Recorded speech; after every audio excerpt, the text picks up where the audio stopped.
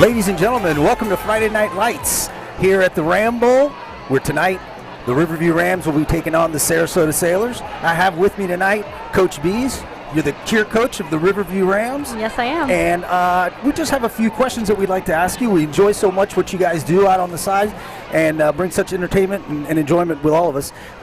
This past year, to say the least, has been a lot of overcoming to do with COVID regulations. We've had games that were canceled due to weather. One of our home games had to be relocated due to one of the issues with the other teams. So there's been a lot of challenges. And why don't you walk us through how your cheerleaders have met those challenges and continue to really perform at the highest level possible? Yeah, so Coach Brewer, myself, and the Riverview cheerleaders, we do this because we absolutely love cheering for the Riverview Rams. So with COVID and the protocols and the schedule changes because of that, we just try to keep in the forefront of our mind that we are here for our community, and if our community is not safe and healthy, then we can't do what we love. So as long as we keep that in the front of our minds, then we can just remember that, everything is going to be okay, and we're going to be there and cheer on our Riverview Rams. Well, another point that I wanted to make to everybody is that you are not only an alumni here at Riverview, but you also were a cheerleader right here on the sidelines. Please tell us what that means to you to be able to come back to where it all started and lead the cheerleaders now as you were done back in the day, and what that means to you in this game especially, meaning this rivalry that we have between Riverview and Sarasota that has gone on for so long.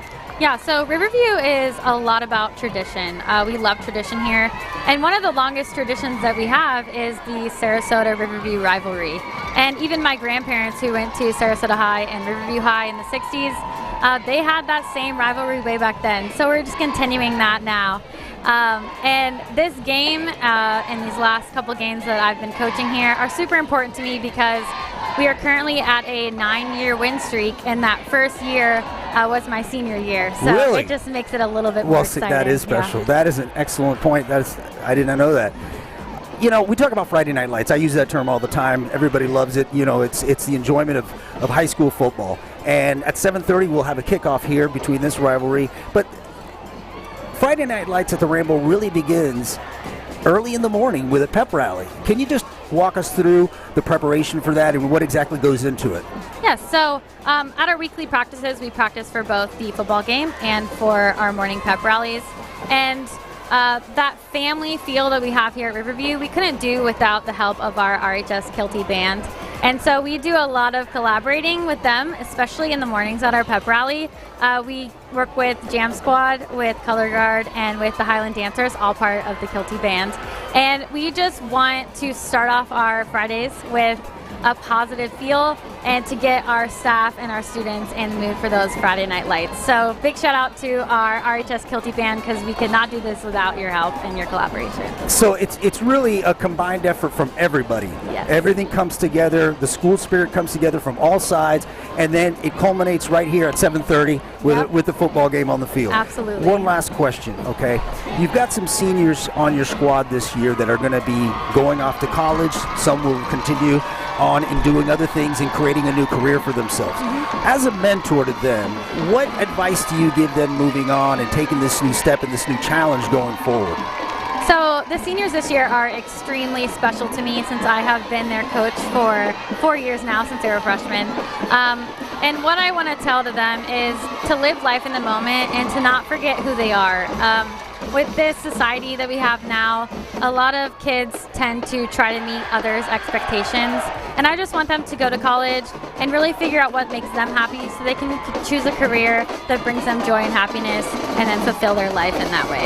That's great advice. Excellent advice. Coach, listen, I want to say thank you so much for taking time out and sharing with us all of your, not only your opinions, but all that goes into what these cheerleaders do. They do a fantastic job, and on behalf of all of us up here, thank you so much. Thank we enjoy you so it. Much. Nice Have a great game. You. Have a great game, everybody. Okay, we're going to go to a commercial break right now. Excellent.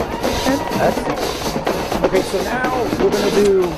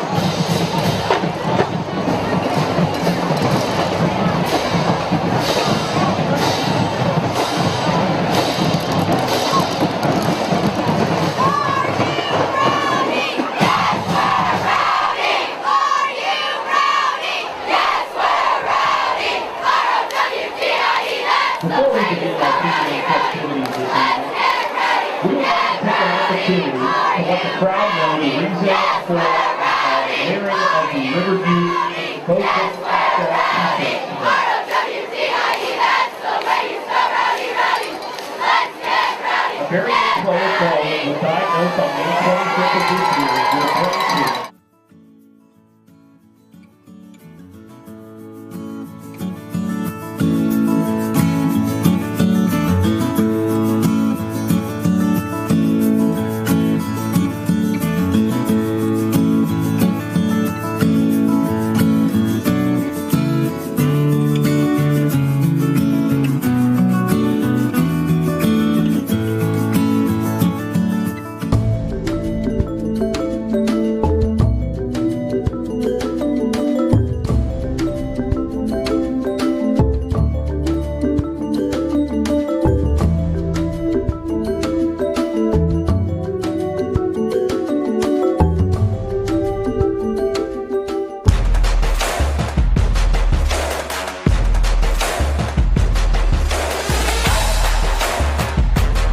diagnosed on May 25th of this year with a brain tumor.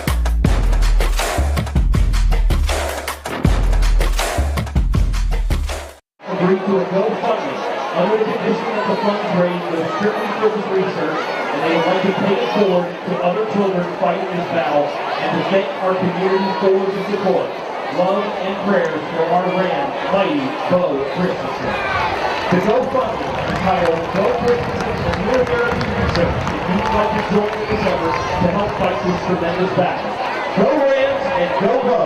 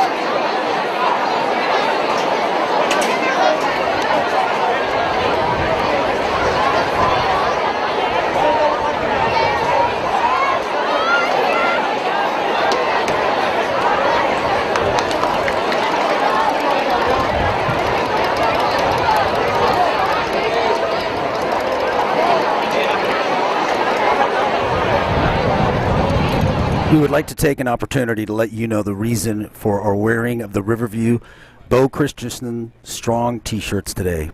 Our very own Ram player, Bo, was diagnosed on May 25th of this year with a brain tumor, in which he thankfully had successful recession a few days later. He will be involved in treatment of his condition until May of next year, and has and will consist of 3 rounds of chemotherapy and 6 rounds of radiation. He is also very fortunate to be involved in an immunotherapy study. The University of Florida Research Department will develop a vaccine from a portion of Bo's original tumor, as well as his white and red blood count. He will receive injections of this vaccine to fight off further growth of any possible future tumors. We are overwhelmingly happy to report that Bo is strong and doing amazingly well throughout his treatment thus far. Without the medicine and research available to him, his story could not have been written differently. Without immunotherapy, Bo's tumor has a greater chance of returning. Along with the Christensen family, the Riverview Rams would like to share opportunity of being a part of supporting the researchers at the University of Florida Preston A. Wells Jr. Center for Brain Tumor Therapy, which develops advanced personalized immunotherapy treatments for brain cancer. Your support will directly impact their efforts to help Bo as well as many others beat this disease. The Christensen family agreed to a GoFundMe account under the condition that the funds raised go strictly for this research, and they would like to pay it forward to other children fighting this battle, and to thank our community for the support, love, and prayers for our Ram mighty Bo Christensen. The GoFundMe is titled Bo Christensen's Immunotherapy Research. If you would like to join in this effort to help fight this tremendous battle, go Rams and go Bo.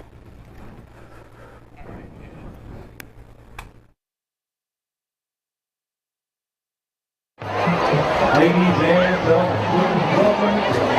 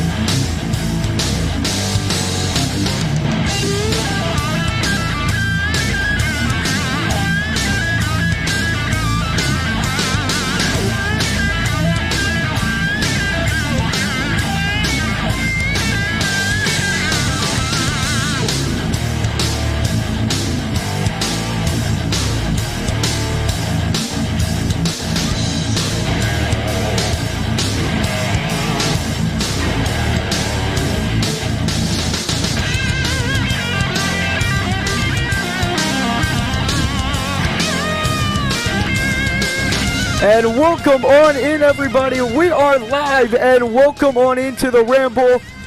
Well, it is rivalry time against the Sarasota Sailors. It'll be your Rams coming in at 4-1 versus the Sailors, who've also started the year hot at 4-1. Yep. It is a great atmosphere tonight. There's always a different feel when it's your crosstown rival. That's right. That's right. Coming into town. This is a big one right here. This is the one that's always been on the calendar, and everyone points to it when the season starts. The weather is absolutely perfect for tonight's game. The stadium is packed right now. Both sides are increasing in numbers. The cheerleaders are out on the field. How do you feel right now, my man? I am so excited for this game. You know, there's a lot of tension between these two teams that have happened throughout the summer. Some Sarasota football coaches have been tagging Coach Smithers in some tweets about how they're going to beat us this year. Yeah. And a lot of trash talk going in between both teams, and it makes for such an exciting game. And when you look over at Sarasota's student section over there, they've got a brick crowd over from the road. Yep. And the Riverview student section, the entire Riverview section is jam-packed tonight, which just makes for an awesome atmosphere. It's going to make for a thriller game here today. Well, I'll tell you, we were just having an interview with Coach Bees, the cheerleader coach for the Riverview Rams cheerleading squad. And Friday Night Lights, as we were talking about, really started early this morning. Why don't you tell us a little bit about it from your perspective? Yeah, you know, I wake up at 7 in the morning. I'm kind of tired going into school, but the cheerleaders are always out there getting the entire school pumped up for game day, and that's exactly what they do. They get there at 6:30, they get the crowd hype, and they make everybody ready for game day. Well, these two teams have certainly had their fair share of history. But in the last 9 years, that history has been dominated by the Riverview Rams. The Rams, the last time the Sailors beat the Riverview Rams was 3,626 days ago.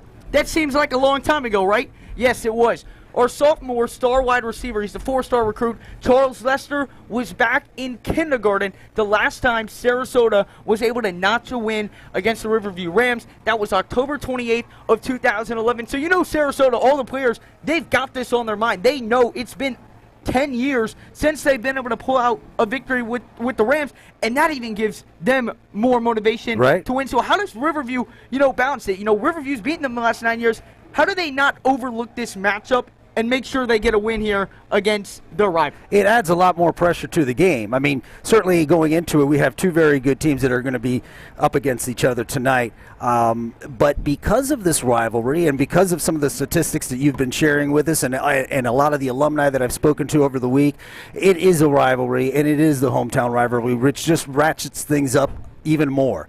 Now, last week was a very good win that Riverview had. Why don't you just share with us a little bit about that? Because I'll tell you what, coming into this game, they're looking pretty strong. Yeah, they went up against a very tough Lake Gibson squad on the road. They came out with the victory 28-7. They dominated the entire game. They were up 28-7 or 28-0 basically the whole game.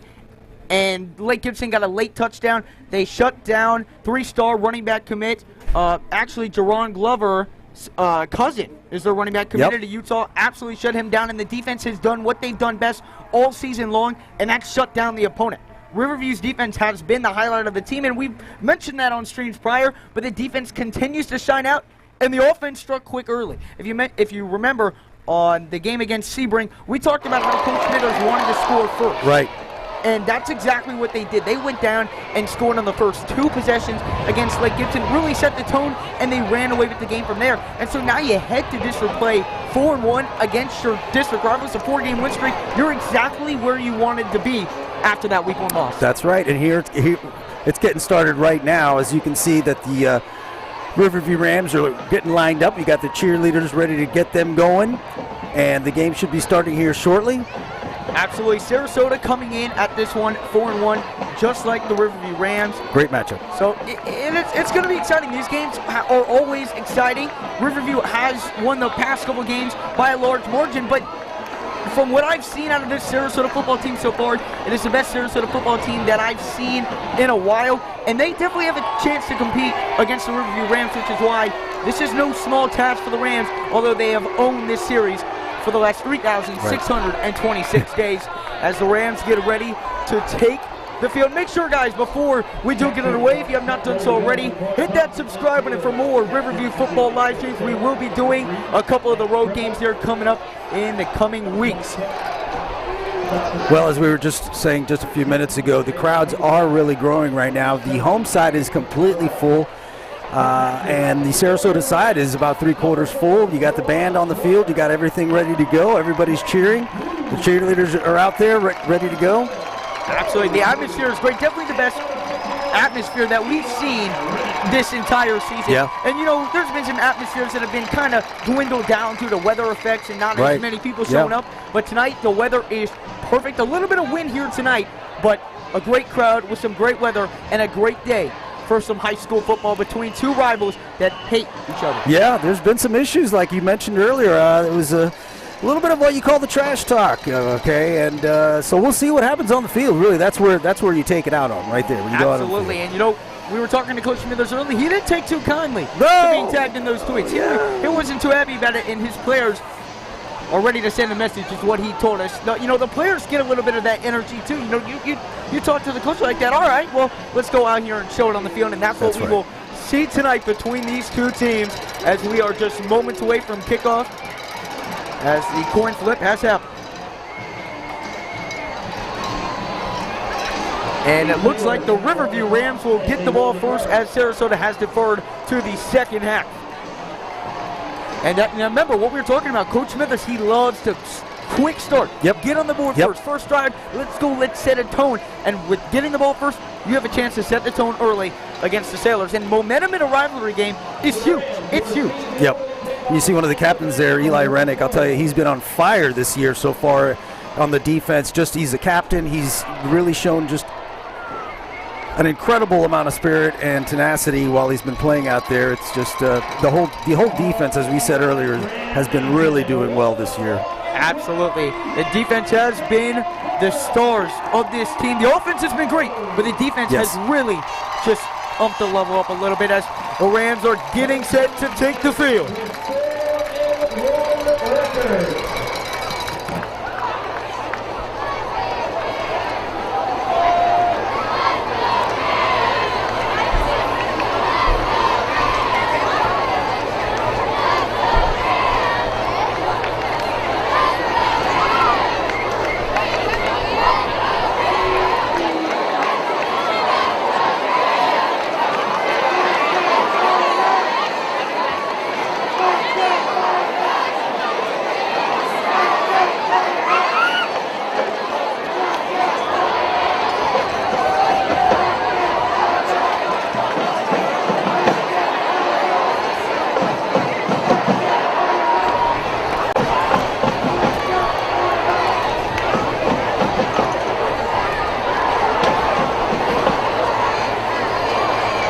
So just to review, Riverview will be receiving the kick. Riverview will be receiving the first half kick, and Sarasota will get the ball to start the second. There's moments away. A little bit of a delay here for the Rams to enter the field. I think they're trying to negotiate which way they're going to actually go. Normally they go right around the band and come straight down the 50-yard line. Not sure what's going on. And here they come.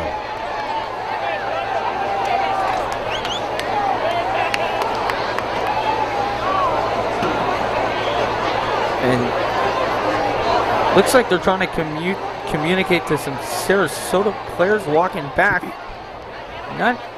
Maybe this is some pregame trash talk we were just mentioning, but well, let's see what we got. All right, here we go.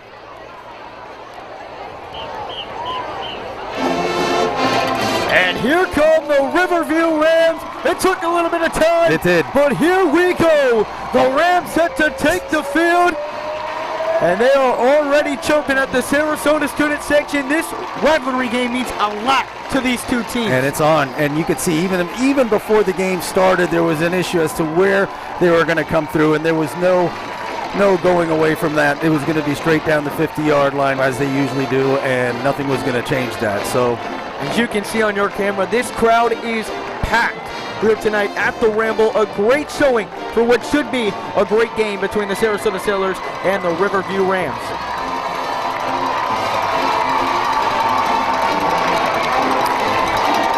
Well, we'd like to thank our sponsors at this time, Nutter Custom Construction. Nutter Custom Construction is locally owned and operated custom home building company that offers a distinct approach to residential construction.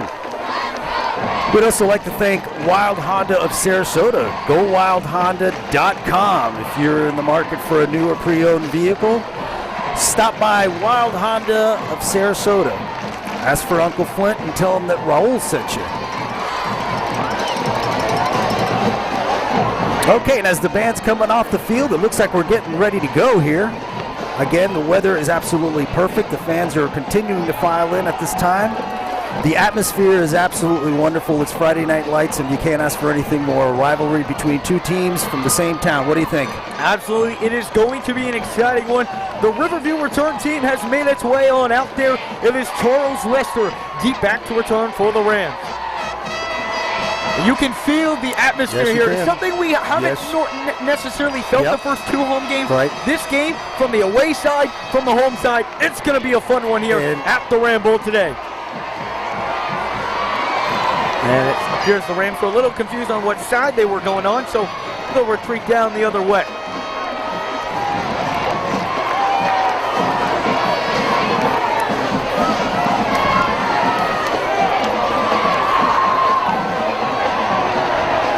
These are the type of games that students and players live for. That's right. The big rivalry game, everyone in town Everybody. watching, and a chance to make a statement here tonight in the city of Sarasota. Just walking through the campus today as I got here, you couldn't walk around anywhere without seeing a Sink the Sailors t-shirt, some kind of Riverview Rams football wear, gear, everything. Everybody's been ready to go since, like we were talking, 6:30, 7 o'clock this morning, and it comes down to this, 7:30, and we're ready to go. Alrighty, here we go, ladies and gentlemen. Both teams on the field. We are about to kick off another matchup between the Sarasota Sailors and your Riverview Rams. Again, the Rams have won the last 9 matchups. The last time Sarasota did beat Riverview was October 28th of 2011. That was 3,626 days ago. Can the Sailors end the streak tonight, or will it be the Rams beating the Sailors for the 10th straight year in a row? So you're saying CL3 was what, in kindergarten? Yes. Okay. Charles That Lester is a great was stat. in kindergarten learning his ABC the last time. It is Andrew Clayton to kick it away for the Sailors. And we are underway here at the Ram Bowl. It is Charles Lester who receives it at the 1-yard line. Lester running it up through the middle, and that's going to be a face mask. That's going to be clear as day. Ripped the mask right off, and so that'll move the Rams up 15 yards to start this ball game. Yep, that was a clear face mask. About 4 flags on that one. Yeah, right away. His helmet came off. I mean, he's up and walking. He seems to look fine, but that was a little scary. And that ripped off. That traveled. The helmet traveled for a little bit. So the Rams will most likely start here. Looked like the flag happened at about the 21-yard line. So they should start around the 35, 36-yard line, which sets the offense up in a great position. We were talking to Coach Smithers earlier. He said he was still running that 2-punch quarterback system. He is going to be starting the cheetah, Will Carter, and also in the rotation is Joe Borchers. So it is a face mask penalty, so it will set the Rams up. Let's see, it looks around the 35, 36-yard line. Yeah. 35. And you're right, just prior to the game when we met with the coach, he did mention that they will continue doing that on offense. Also, some of the changes that have been made is some rotation on the offensive line that has really made a difference here in the last couple of weeks. You know, last week the offense scored 28 points. It was a 28-7 victory. So the offense has been able to really shore things up, and with the defense playing as well as they have, they've really put together a complete package here. And it appears that Joe Borchers will actually be getting the start here tonight.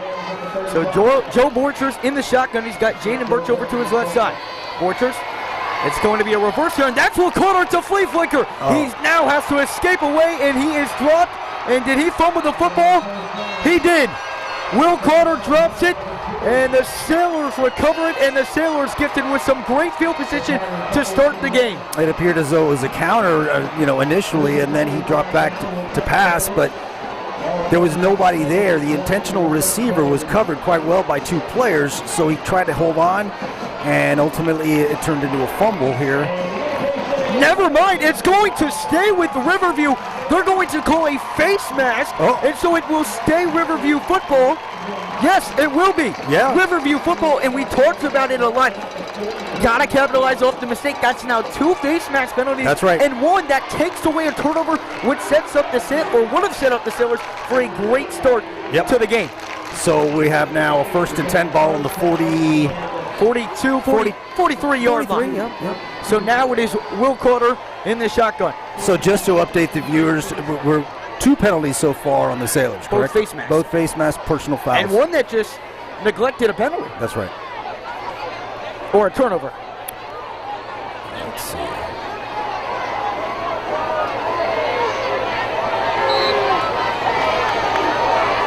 It's Will Carter in the shotgun.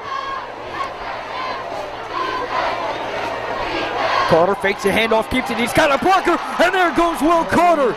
Steaming ahead, and for some positive yards, that's around an 8-yard gain by Will Carter. He sold the handoff quite well, and it was a fake handoff. He took it to the outside and was able to capitalize on to get a first down. Nice run. No, they're going to call that a first down. Yep, first down. So a little bit of a fast tempo offense going on right here for the Rams. Will Carter hands it off to Teron Glover, and there goes Glover, finding a couple yards right there. Going to pick up around 5 yards on the carry. Just a simple little reverse. Nice job by the offensive line as well. Yep, 5-yard gains. Brings up 2nd and 5 ball on the 40-yard line. Carter on the shotgun. He's got Bo Bloom right behind him. Carter swings it over to John L. Williams, and Williams cannot come up with it, and so it'll set up 3rd down and short. He threw up a little easy floater pass. It did take a little bit of time to get there, and I'm not sure if he actually might have looked prior to catching it and took his eyes off the ball, but that could have been a very easy catch right there, which brings up 3rd down and 5 right now, ball on the 44-yard line.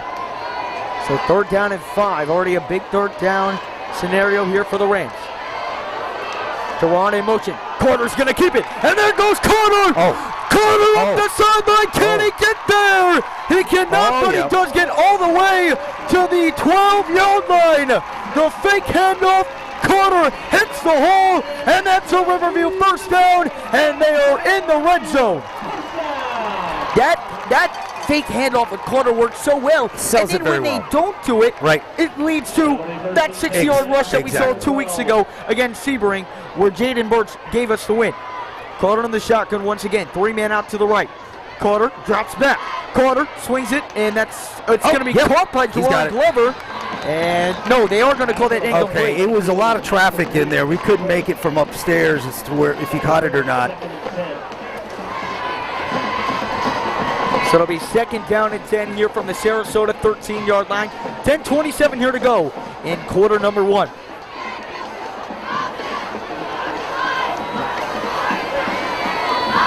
He's got Lester all alone out to his left, and the ref will blow the whistle. So we've got a 2nd down and 10 ball on the 12-yard line. Let's be disciplined here. And there is going to be an official's timeout.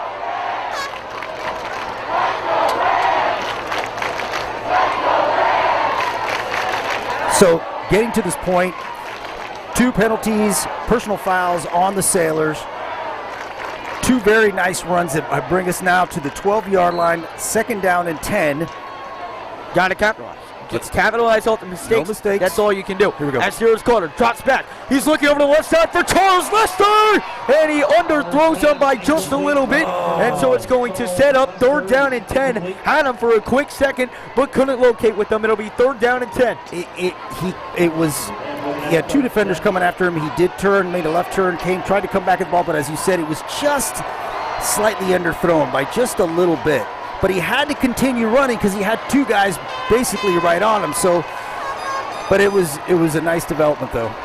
Here is Will Carter with the keeper. Carter makes the cut, and Carter gets dropped behind the line of scrimmage, which is going to set up 4th down and 11 from the 13-yard line. The takeaway on that play for me is, he held onto the ball, no mistakes. I mean, fine, we couldn't really capitalize on a first down, but no mistakes as far as turnovers or anything. Looks like they're going to stay on the field here on 4th down and 11. Coach Smithers being aggressive early. Here's Carter in the shotgun. Carter drops back, now escaping the pressure. Can he do it? And he's going to get sacked in the backfield for a loss until the Sailors hold strong in the red zone, and they will take over at the 20-yard line. The left defensive end for the Sailors just came in and just went right straight down the line without stopping and was able to make that play. There was a lot of pressure coming in from the defensive line right there. It was supposed to be a nice easy rollout to the outside and then dump it, but he got caught by the defense. And so here comes the Sailors offense. It'll be Lance Triple, the quarterback for the Sailors. And, historically for this past year, defensively, this is a great start for them. I mean, what they've had to deal with so far this year, hey, this is not a bad start for them right now. First down and 10 and a bad snap right there. And then nice. The Riverview defense gets to him. Excellent job. It was either a bad snap or just the quarterback could not hang on to the ball, which delayed the play by just about a second or so, giving the defense enough time to get to the quarterback and make the pressure and the sack. So that brings up now 2nd and 13. I guess, loss of about 3, ball on the 17-yard line. That was DeMarcus Abner and Walter Lease on the sack right there. So it'll be 2nd down at 13 from the Sarasota 17-yard line. 2nd and 13. Triple in the shotgun. He's got Smith to his right side. Out of the shotgun, looking left. Throws it, and that's going to be batted away. Great defense right there by Bo Bloom to deflect that one away, and it'll set up 3rd down and long coming up here for the Sailors. Just like you just said, great job by the defense. There was pressure to the quarterback. He had to release that a little bit early, which resulted in an incomplete pass. Defense is looking very strong as they have all year long. 3rd and 13, ball on the 17-yard line. 3rd and 15. The stack formation right here for the Sailors. And now all go out in motion.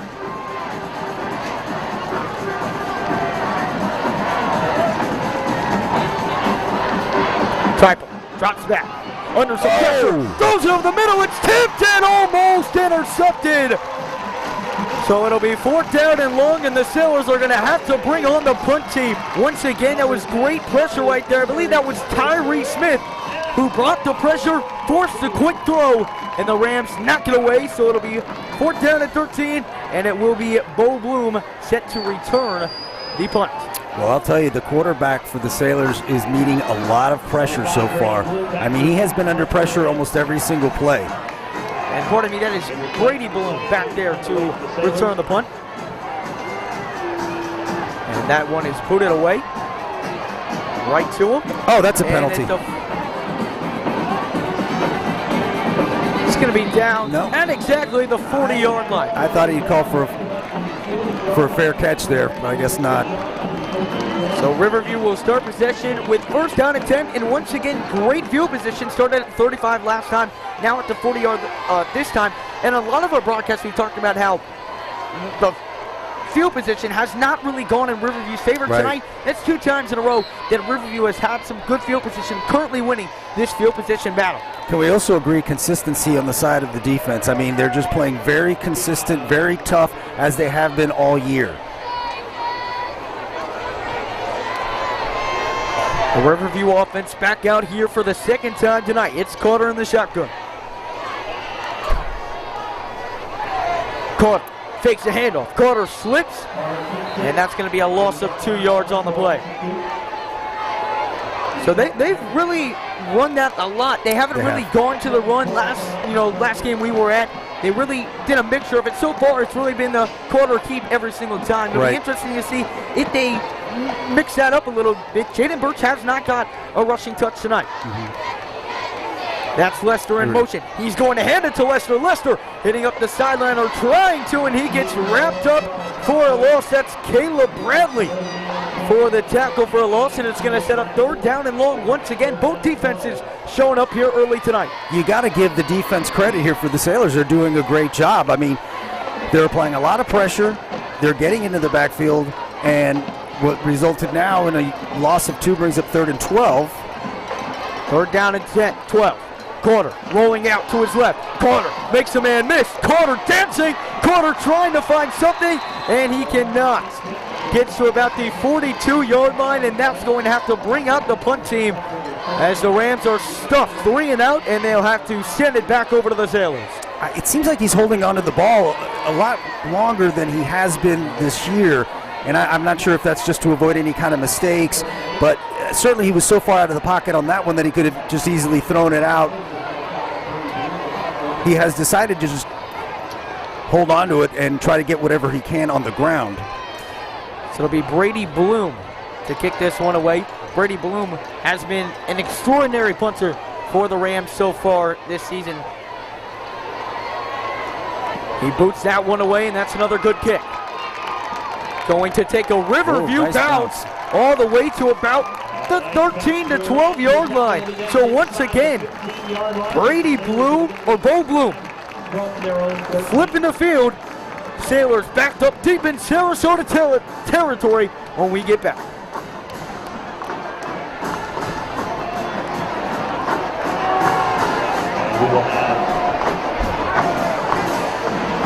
I'd like to just mention a couple of our sponsors at this time. Nutter Custom Construction.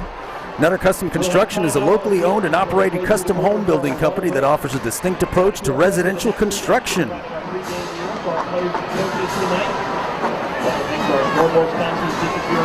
Wild Honda of Sarasota. Thank you for your sponsorship. If you're in the market for a new or pre-owned vehicle, stop by and see Flint Johnson and tell them that Raul and Addison sent him. Jim and Charlie Ann Cyprit. Thank you for our sponsors. If you would like to be a sponsor of the Riverview Rams football and help our broadcast with the live games, please contact Jacqueline Weller at 941-321-8709 or email at weloverhsffootball@gmail.com. Thank you, sponsors. Well, it's a kind of a back and forth situation we got here so far in the first quarter. We've got 6 minutes and 46 seconds left to go, and yeah, absolutely. we're back. We're kind of back at it again here. Both teams have been playing well. We knew this was going to be a tight game. They're going to hand it off up the middle, and he's going to be wrapped up for maybe a gain of 2 yards on the carry. That was Smith on the run. So 2nd down and 8 coming from the Sailors' 15-yard line. Again, this is a very different Sarasota team than we faced last year. We won 28-7 last year, but this is a much different squad, a much improved squad coming in 4-1. So again, this is not a game that the Rams can take lightly, and we know they're not. Right. But this is not the typical Riverview Sarasota matchup that we're used to. As Triple under some pressure again, and that's going to be hauled in for the 1st down. Well, let me tell you, he was able to get out of the pocket with a lot of pressure behind him and got rid of it pretty quickly. I thought from up here it might have been a little bit short, but sure enough, he did get it, which brings up a 1st down. Across the body throw for the 1st down. We got 6:08 here remaining in quarter number 1. Sailors have the ball on their own 24-yard line. Triple under the shotgun. He's got Smith over to his right side.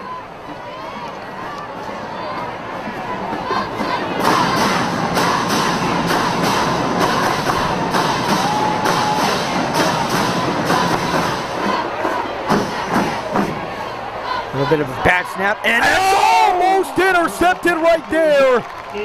That was Charlie Cooper coming in on it. He had the perfect read, just could not haul it in. Triple looked over to the right side, just a quick little screen pass. A great job to read that right off the bat, and he almost returned that one for 6. He did, and I have to apologize. I got excited, and I just walked all over your play-by-play on that one because we saw it at the same exact time and reacted exactly the same. That could have very well been absolutely 6 for the defense right there. It's huge to strike first in a rivalry game. Traveling on the shotgun. Looking again, and he's got his man. Trying to hit the outside, and a nice hit right there by Brady Bloom. That was a nice play by their offense, I'll tell you. He went underneath. It was a safe play. Everybody was playing back. And I think for a 2nd down play, I think that was a very wise decision by by Sarasota, which brings up a 3rd down and 4. Ball is on the 30-yard line. 3rd down and 4. Sarasota 0 of 1 on their 3rd down drive so far here in this one. Trifle under the shotgun. He's got Smith over to his left side. 2-man out on both sides. Under some pressure. It's a screenplay. And he's got his receiver. That's Smith. And Smith finding a hole. Picks up the 1st down. Gets out to the 40-yard line. And that'll move the chains once again for the Sailors. Nice decision by the Sailors on that play. That screen worked very, very well. It gave them the opportunity to get an easy 1st down and worked accordingly, which brings up now a 1st down and 10. Ball's on the 40-yard line. And they're taking nice progressive moves down the field, which is, I think, a good choice on their part. We have a very tough defense, and I think they're just kind of trying to pick it apart a little bit here.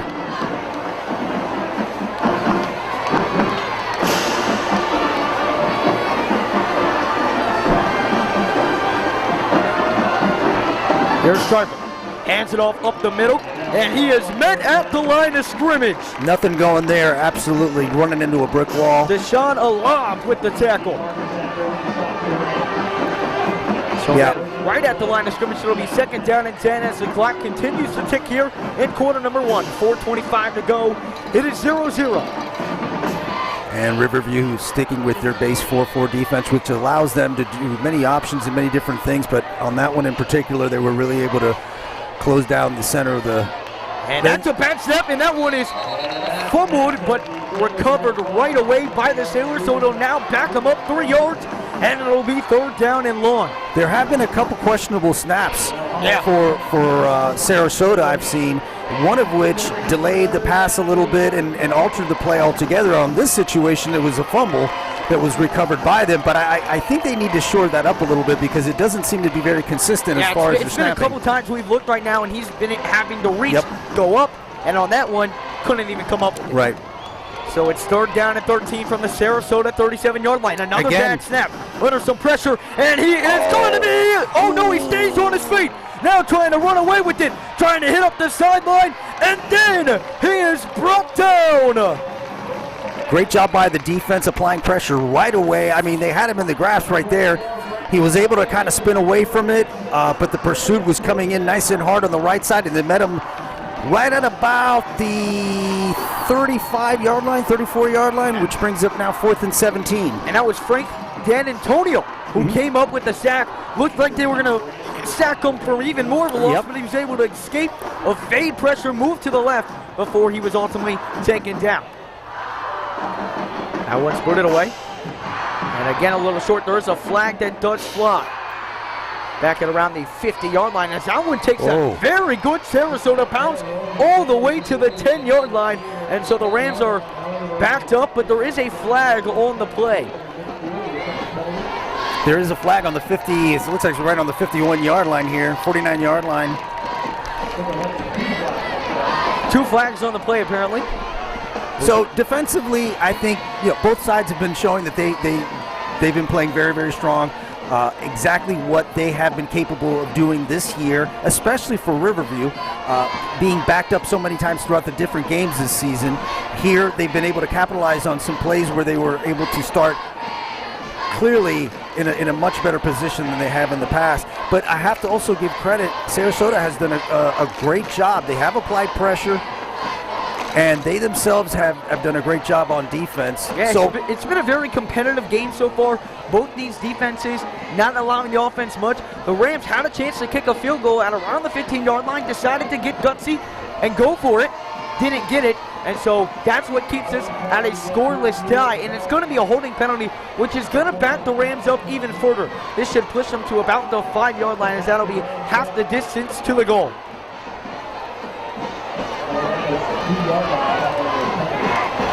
So that'll actually back them up to the 2-yard line. So Rams will have to go 98 yards if they want to put 7 on the board. Carter back in the end zone in the shotgun. Jaden Birch is over there to his left side. 2 men out to his left, 1 man to the right. Gonna hand it off up the middle, and that's Jaden Birch. Jaden Birch hits the outside and gets the 1st down. Bounces him out of the end zone. gives them a little bit of more breathing room. Yes, excellent job by the offense to not only move the ball enough to get a first down, but to really establish something right now. Offensive line did a great job as well. The receivers were able to make some blocks out there for the defensive backs to get them out of the way, and it results in a first down, ball on the 15-yard line. 2:30 to go here in the first quarter.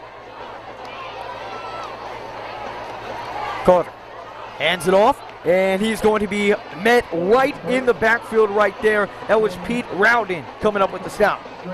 Very similar to what Riverview has been able to do to Sarasota as well. They've just taken away the option to run to the inside. Playing very, very tough. They've got a very big defensive line that they've been able to utilize and push that offense forward. So really both defenses have been playing very, very well here. Let's see which offense is going to break through and make a... And it looks like the Rams will call a timeout. So we'll head to our first timeout here in this one. We've got 2:01 to go here in quarter number one between the Sailors and the Riverview Rams. We're netted up at 0. As we take a commercial break, I'd like to just once again thank our sponsors. Without the sponsors, we really couldn't make this happen. I'd like to thank Nutter Custom Construction. We've mentioned them before. They are a locally owned and operated custom home building company that offers a distinct approach to residential construction. Jim and Charlie Ann Seibert, thank you for your sponsorship. Again, we have Wild Honda of Sarasota. GoWildHonda.com. If you're in the market for a new or used car, stop in and see Flint or Jay Alexander. They're both Riverview alumni. And for sponsorship information, please contact Jacqueline Weller at 941-321-8709. Thanks again, sponsors. All righty, so we are back. Second down and 10 from the 15-yard line for the Rams. It's now Joe Borchers in at quarterback. Borchers gonna hand it off, and that is Bo Bloom, and Bo Bloom powers ahead and picks up the first down. Coach Smithers, when we talked to him, said he was gonna implement Bo Bloom into that running back position a little more, and makes an instant impact with an 18-yard run and picks up the first down. Yeah, like you said, and the coach had such great things to say about him. He is such a tough runner, took it to the outside. Here we go. Borchers, bit of a high snap. Gonna hand it off to Bo Bloom again. Bo Bloom trying to find a hole, tough and he yards. gets wrapped up for a gain of around 5 yards. Again, where did this drive start? At the 2-yard line, and when you're able to move it out of the 2-yard line like that, that's where a lot of miscues happen, a lot of safeties. We saw it in the Sebring game. We turned it over when we were at the 2-yard line last game. That's right. Fumbled it in the end zone, and it made for 7 points for Sebring. Not so here in this game. Borchers out of the shotgun. Timeout. And another timeout here by the Rams. I like what Bloom is doing. He is a powerful runner. I'll tell you, like I said, he goes straight to the outside, runs very hard, and even with the defenders coming at him, he just puts his head down and keeps on going. Yeah, many forget that Bo Bloom, he's a linebacker. Yep. That's his main position that he plays. And so when you got a linebacker coming in with the head of steam, that's not someone that I want to be met with. That's right. Running with the ball. And we talked about it. He had a nice punt return last game against Lake Gibson, and now right away shakes off 2 tacklers, bulldozes over someone. He's really showing his strength here tonight. Yeah. And gives a little bit of a 1-2 punch. You got Jaden Birch. He's always ready for that explosive play, and that power back in Bo Bloom. Well, we were out on the field earlier prior to the game, and we had a chance to look at them practice, and I'll tell you what, you're right. A lot of big muscle coming at you right there with those guys. Second down and 6. Borchers hands it off once again to Bo Bloom, and there is Bo Bloom once again, who will pick up the first down depending on the mark, and they'll give him the first down. So if you look at it this way, he's at the 42-yard line. I would say that he was initially hit at about the 36, 37, and he just kept on going, made a spin move, and was able to get the first down. Nice job. And they'll give it right back to him. Bo Bloom makes a cut, trying to evade a tackler. Fights for a little extra yards, and he'll pick up around 2. 50 seconds here to go in quarter number 1. Wow, I like what I'm seeing here. This is, consistent movement. Again, we're starting from the 2-yard line, Addison. I mean, at that point, you're thinking, oh, boy. But like you said, this is how you got to get it going right here.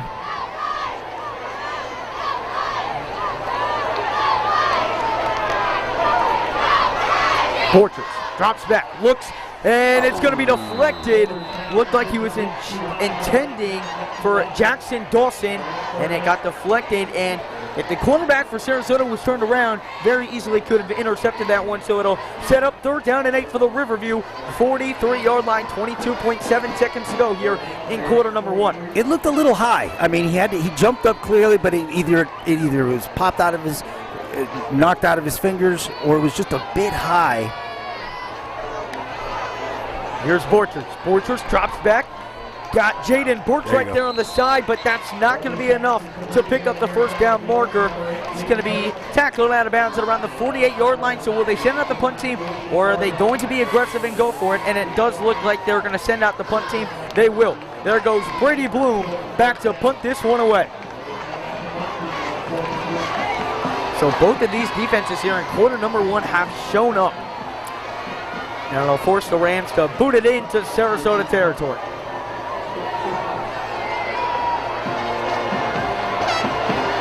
It was nice to see them take it from the 2-yard line and bring it all the way midfield, which should put the defense in a nice position going into the 2nd quarter. Brady Bloom boots that one away, and again going to take a Riverview bounce. Oh, there could be a personal foul. That could be. It's going to be down inside the 19-yard line, but there is a flag on the play. It could either be blocking in the back or personal foul. Let's see here. It looks like they're pointing to the Sarasota side. But we'll wait for confirmation. Let's see here.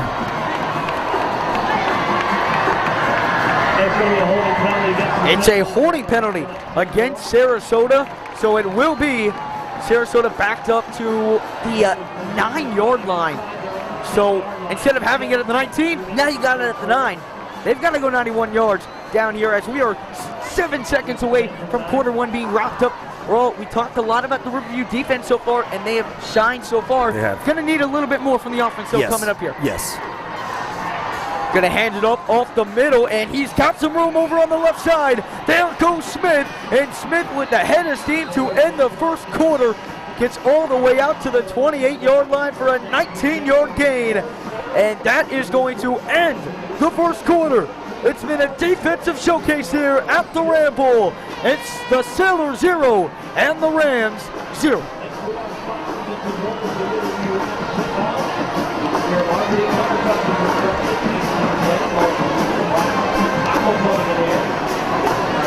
As we see our cheerleaders on the sideline right there, they always do a great job. Once again, we had a chance to speak with Coach Bees prior to the game, and what a great job the cheerleaders do for the Riverview Rams football team and the community as well.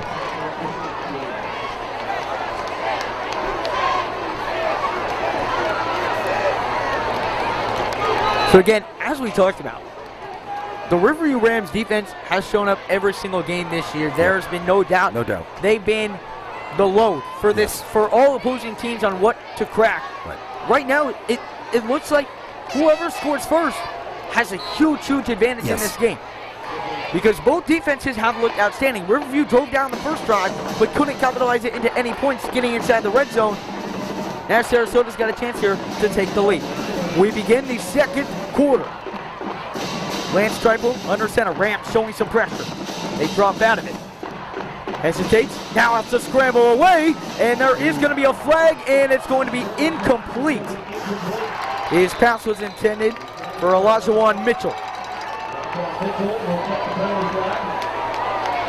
A possible holding penalty here. Yeah, looks like it's a holding call. Quarterback was running out to the left side, and the defense was pursuing to that side, and there might have been a hold by the offensive tackle on the defensive end is what it appeared like from up here. But we'll wait and see what the... And it's going to be exactly that, a holding on the offense. Kind of actually was scrambling away over here to his left side, trying to evade that pressure. You know, that's where it tends to be the holding call. Right there. And the rest will catch that, especially when he's evading from that pressure and the defensive line is trying to get over to him. So it's going to be 1st down and 20 from the Sarasota 15-yard line as we begin quarter number 2. Driving the shotgun, he's got Smith right behind him. Drops back. looking over to his right side, and he's got Smith. Smith powering ahead to about the 20-yard line. So a pickup of 5 yards on that play, so it'll be 2nd down and 18. Very similar to what we saw in the first quarter there. They kind of spread things out a little bit, but they choose to go underneath, and it's a nice gain on the play, but it does bring up a 2nd and 18. Ball is on the 20-yard line. 2nd down and 18.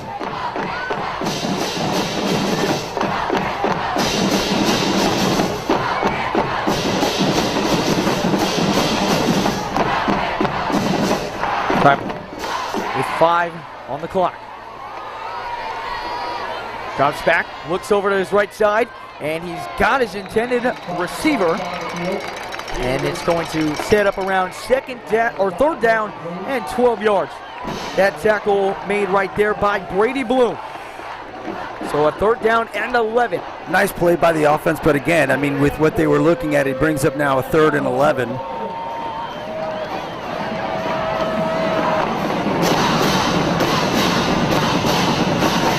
And the Rams defense get off the field once again like they've done all night.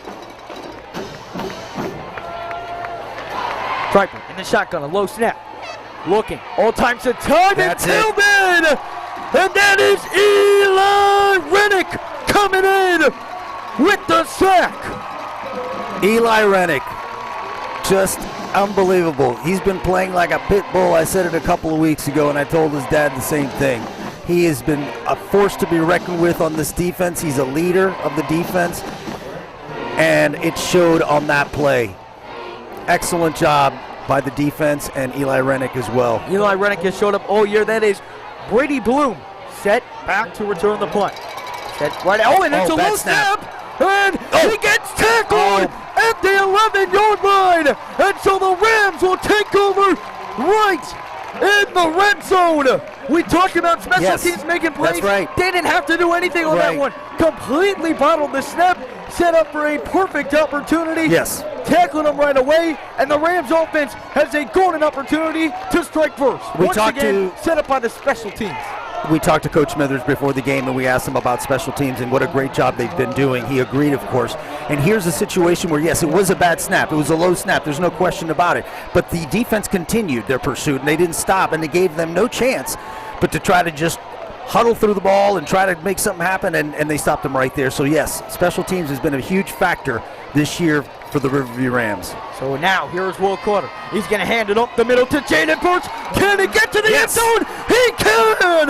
Jaden Birch in there for 6. Powered his way through, and the Rams get the important first points of this game off another Jaden Birch touchdown. So much to be said about this play. Number one, you capitalize on something that your special teams was able to provide you. And secondly, what a great run. I mean, literally, he just put his head down and did not stop. Yeah, he was met at around the 5-yard line. Jaden Birch did not let it get to him. He just powered right through the Sarasota defense. And again, taking advantage of what the other team's giving you. One play after the turnover, they're in for 6. And that is Stone Springman to boot the extra point in the upright. So with 9:32 to go in quarter number 2, it's the Riverview Rams 7 and the Sailors 0. You had just mentioned a few minutes ago that the first person to score in this game, the first side to score is going to capitalize on it. Is going to get the momentum going, and surely enough, this is what's been happening today with the Riverview Rams. The special teams, I can't say it enough. This whole year they've done it. They've applied pressure to the punters. They've applied pressure to the kickers. They've created fumbles, turnovers. Yeah. And on this play, they were able to not only capitalize on a bad snap, but provide their offense with essentially a 5-yard run right into the end zone. A play that they've been trying all day today and hasn't worked. Right. But yet he had like 3 defenders on him as he entered the end zone. I mean, nonstop. Just absolute tenacity on their part to make this happen. And that also, it goes back to what you said, which is capitalizing on something. You know, you have to capitalize on what's given to you. All right, and that was a gift, not only by the bad snap, but by the special teams. What do you think? No, absolutely. The special teams have showed up all year, and it's once again, and they're going to try an onside kick here. and it does not pay off. The Sailors now gifted with some good field position here at the 45-yard line. That's really showing some trust in your defense. It does. It really, I mean, you have to look at it that way because you say, well, wait a minute, why would you do that, right? I mean, why would we do that after what we just accomplished? But you're so right. When it comes to the defense and playing as hard as they have, they're willing to take that gamble. So it'll now be first down and 10 for the Sailors at their own 45-yard line with 9:31. Here we go. Tripe in the shotgun. Gonna hand it off up the middle. That is Smith. Bounces outside. There is gonna be a flag. So if that does stand, it'll be about a 7-yard gain right there for Smith. Well, Riverview is looking at the ref and pointing in the other direction, and it looks like that is exactly what it's going to be. And it looks like it'll be another holding on the Sarasota Sailors. Oh. So that will bring it back to around first down and 18, it looks like. What was a nice pickup on the outside by the running back. Now results in a first down and 18 and with the penalty. We've got 9:23 left in the second quarter. Rams are up 7-0. They were able to capitalize on a bad snap for a punt. Special teams was able to recover the ball inside their 20-yard line, which then resulted in a touchdown. And here we are.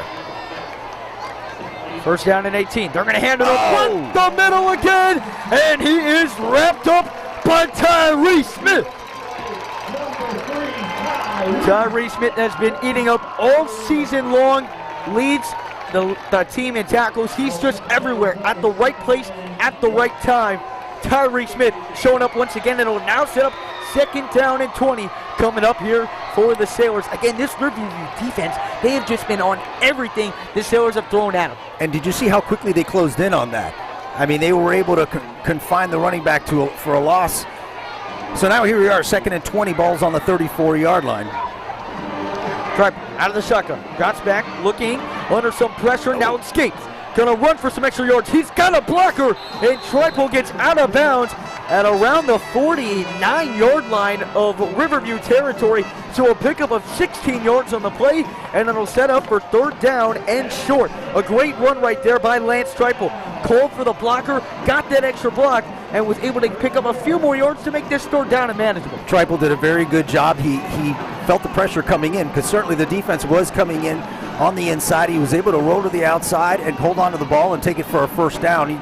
Well, what do we have here? 3rd and 4. Close to a first down. Ball is now on the 49-yard line. Great job by that quarterback. Third down and 4. 8:17 here to go in quarter number 2. Triple drops back. Trying to escape the pressure. Throws, and that is caught at the 37-yard line. Well, that showed a lot of patience on his part right there, because once again, he was met with a lot of resistance by the defense. He had to make a quick move to the outside and was able to complete that pass, which resulted in a first down and 10. Now balls on the 37-yard line. Great job by the quarterback. Triple, he did a very... So first down and 10. 8 minutes here to go in quarter number 2. Triple hands the ball off up the middle, and he is going to be wrapped up for a gain of around 6 yards on that one. That was Jarmel Holloway on the carry. Going back to the inside on that play, where they're able to get a few yards. It brings up a 2nd and 4. It's a nice little combination that they're putting together here between some inside running, going to the outside, some passes that look like maybe weren't going to be there, but were able to result in a first down. So credit to the Sailors right now. Triple throws over his side and almost intercepted. That was Brady Bloom, who almost got his hands on that. Some great coverage as Triple was rolling out to his left side, and Brady Bloom was there to knock it away. And it'll set up third down and 4 from the Riverview 32-yard line coming up. Well, Brady Bloom met the receiver just at the moment that the ball arrived. Did a great job, eyeballed it the whole way, and forced now a 3rd and 4. Ball is on the 32-yard line. Triple's got 2 men out wide on his right side. Triple hands it off up the middle, and he's trying to fight for the first down. They do not give it to him. It looks like he is marked just a yard short. Let's see where they mark him. It was a tough run. It looks like he's short, and he is. They're calling for 4th down. Will the Sailors stay on the field? It is 4th down in inches, and it looks like they're going to go for it. The Rams trying to hold strong once again on the defensive side of the ball. So we got a 4th and 1 ball on the 28. And a timeout called by Sailors. Probably the right call there.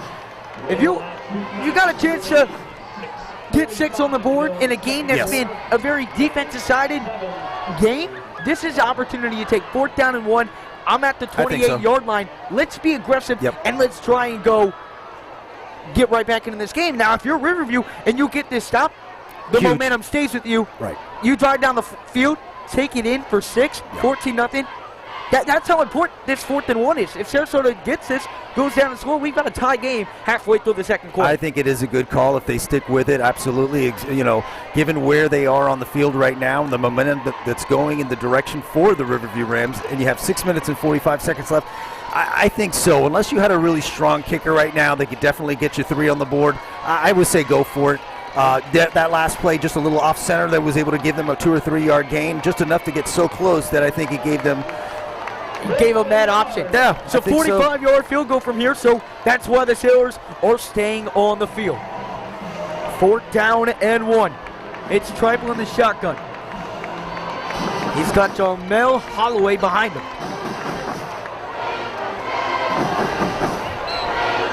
Here we go. 4th down and 1. They're going to hand it off up the middle. Did he get it? I think so.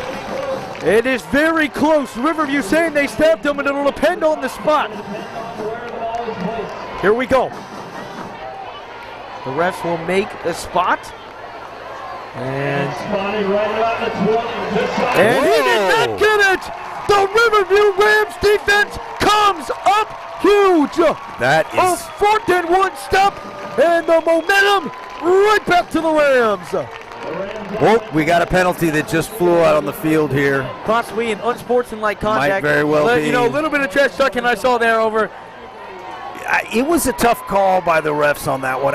To me, you had a player motion to the left side, which provided a block. It looked like it could have been enough. I'm not sure, though. We're here and looking at it from a different angle and perspective than the refs are. But from the spot, it does look short. Sportsmanship, okay. And that's going to be on the Sailors. Unsportsmanlike conduct on the Sailors. I don't know if Riverview's had a penalty yet today. It has been all Sarasota. You go back to the first 2 face masks, you back to the holding penalties. Sarasota's really been kicking themselves, the punt over there. Yes. Now setting Riverview up here at their own 43-yard line. They've been giving Riverview some great field position and great chances here in this game. It's Carter in the shotgun.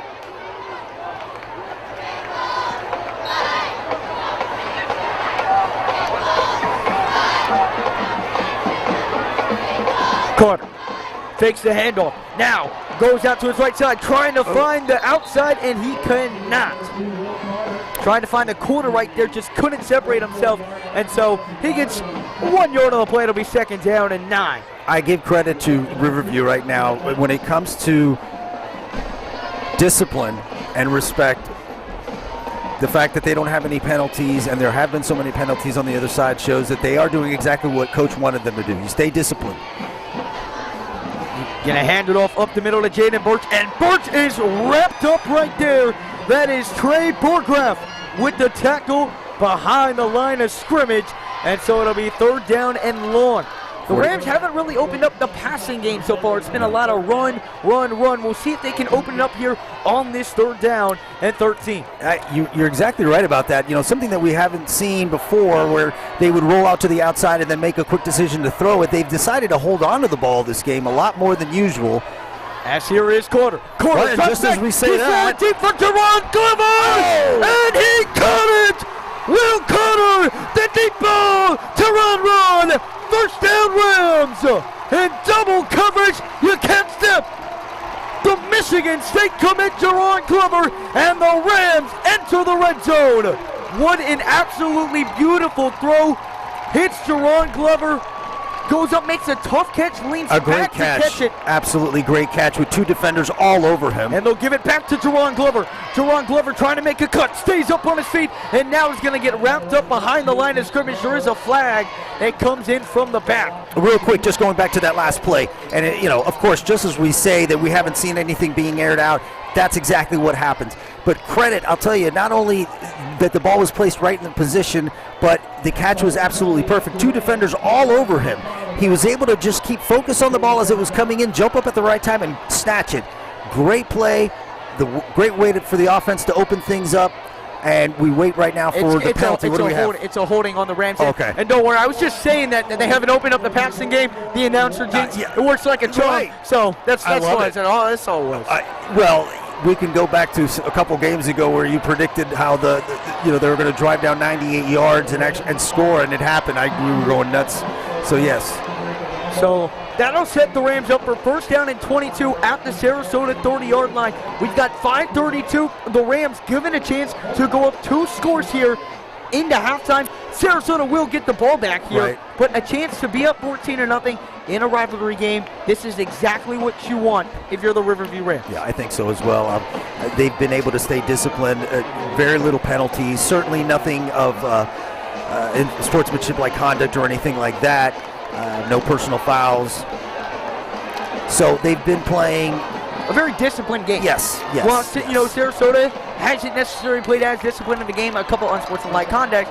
Riverview hasn't had any of that. And here's Will Carter on the shotgun. Carter fakes the handoff, and there goes Carter up the left side. Carter stays in bounds, and then finally steps out of bounds at the 8-yard line. There is another flag that comes in, and this one might be coming back, but a great run right there by Will Carter. He sold the fake so well and then was able to go to the outside and just turn it up for a gain of what would have been. It looks like this. Oh, so holding again. Another holding penalty against the Rams right there. So that'll push them back to about the 25-yard line is where they're going to spot that one. So it'll be first down and 17 from the 25. 5:24 left in the second quarter.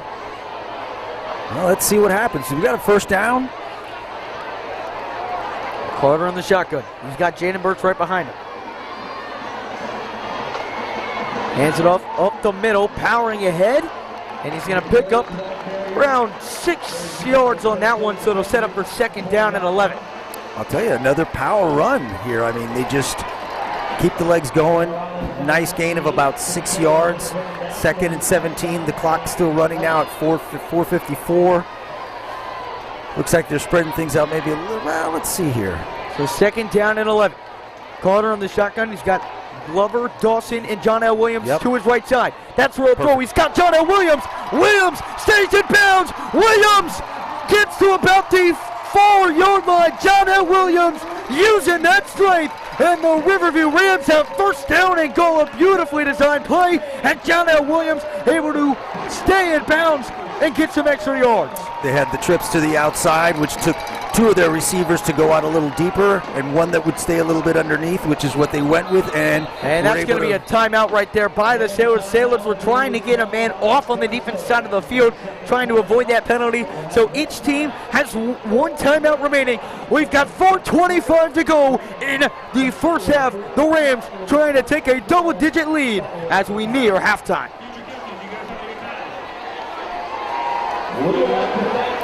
Let me just say one thing. We were just talking about the offense and what they would have to come up with in order to get the things going. And it seems as though they've been able to shift things a little bit. They opened it up a little bit so they can gain some yardage to the outside. They've kept it on the ground and have been able to move the ball on the ground. How do you feel about what they – it seems like there's been a little adjustment here in the last couple of minutes. And my favorite part about this drive was taking that deep shot. We haven't seen that a lot out of Riverview, but when they do it, when you've got guys like Charles Lester and you've got a guy like Jerron Glover, they're going to make those plays more times than not. And you saw it right there by Glover in double coverage, still made the play. First down and goal from the 4-yard line. 4:25 here to go in quarter number 2. Carter hands it off to Jaden Burks. Burks trying to power his way into the end zone. He did!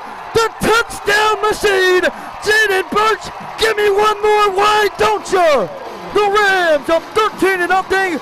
The extra point upcoming. Jaden Birch, whenever he gets the ball, he finds a way to punch that baby in the end zone. He sure did. He had great help from the offensive line. They were able to make penetration against the defensive line, and which allowed him to really just kind of not walk right in there, but it was a nice opening for him, and he kept the legs going. Great job. 6 more on the board, and here comes the kick. And Stone Springman as automatic as they come with the PATs. So with 4:19 to go in this rivalry matchup between the Sailors and the Rams, it's the Rams up 14-0, looking to extend the streak to 10 years in a row. I think this is such a great opportunity for the offense right now going into the half in another 4 minutes to be able to put these points on the board, okay, and develop a little bit more momentum into the second half. Defensively, there's not much more you can say that they've been playing extremely well, disciplined. They've been running hard. You've seen Ty Rennick just, unleash on the quarterback. Discipline, though. No penalties, none, of course, that are in personal foul or any unsportsmanship-like conduct. We knew prior to this game that there was going to be a little bit of friction. Absolutely. There always is. There always is when there's a rivalry game, as it's important to these players. Yes. And so knowing that going into the game, as the coach said earlier, we got to make sure that we stay disciplined and minimize any of those penalties that can affect us during this game. They've done a good job of doing so. They absolutely have. Stone Springman set to boot this one away to Sarasota, who's looking to make this a one-score game as we head into half number 2. And Stone Springman boots that one into the back of the end zone, and so the Sailors will start at the 20-yard line. So 1st and 10 coming up here for the Sailors at the 20-yard line. The Sailors have really used the run game a lot, but not much action here on the pass game. How do the Sailors find a way to break this Riverview defense apart, which no team besides Seminole in week 1, a game where Riverview didn't have a preseason. Ever since that game, they've been locked in. So ever since week 2, how do you break in defense that hasn't been broken yet? Well, and listen, there's been a lot of bad snaps. I mean, there's just been that has delayed the progress of the offense and the development of the play, which has allowed the defense to go ahead and apply more pressure. So there is a lot going on. But as we see now, they look like they're spreading out the offense. They might start getting aggressive here before the half comes. And right away, there's pressure, and it's thrown, and it's going to be incomplete. His intended receiver was T.J. McKay. But you saw right there for the Rams, that was Frank D'Antonio and Eli Rennick coming in with the head of steam, forced him to make a quick throw. Try to dump it into T.J. right there, but not enough force on that one. He did not have enough time to look downfield at all where the majority of the receivers were. The pressure that was applied to him forced him to make, it was not a perfect pass by any means, and it turned up incomplete, which brings up a 2nd down and 10. Here we go. Under some pressure again! Oh my! What a sack right there by Walter Lease! Get right into his grill and put him down! It's going to be 3rd down and really long. I just can't stop talking about this defense, and I was telling the coach before the game, I said, listen, I've seen these guys go up against huge offenses, and it doesn't faze them at all. And here we have another offense that is now just feeling the wrath of the Riverview defense. So the Rams defense trying to get the Rams offense another chance to possibly go down and add on to this lead before we hit to halftime, up 21-0 at halftime. You gotta love your chances to win this game, and it appears there's going to be a timeout right here on the field. I don't know which team called that or if a team called it. That is taken by Sarasota. So that is the final timeout for Sarasota here. Again, 3rd down and 21. They're at their own 9-yard line. How aggressive do they get here?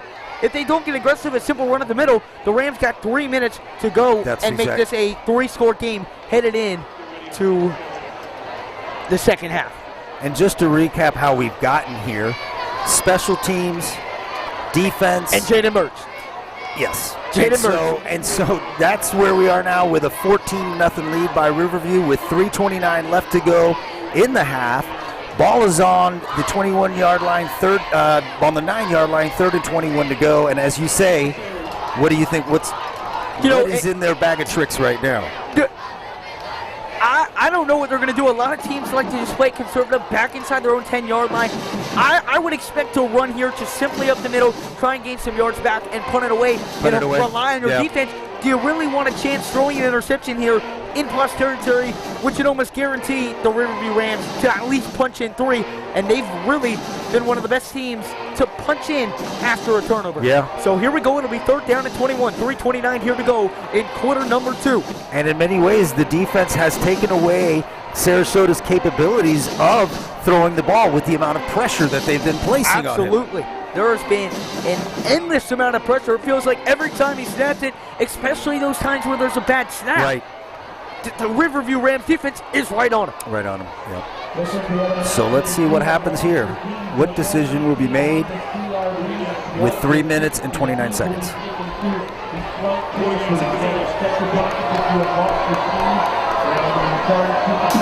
All right. 3rd down and 21. Backed up at their own 9-yard line. What will the Sailors be able to come up with here?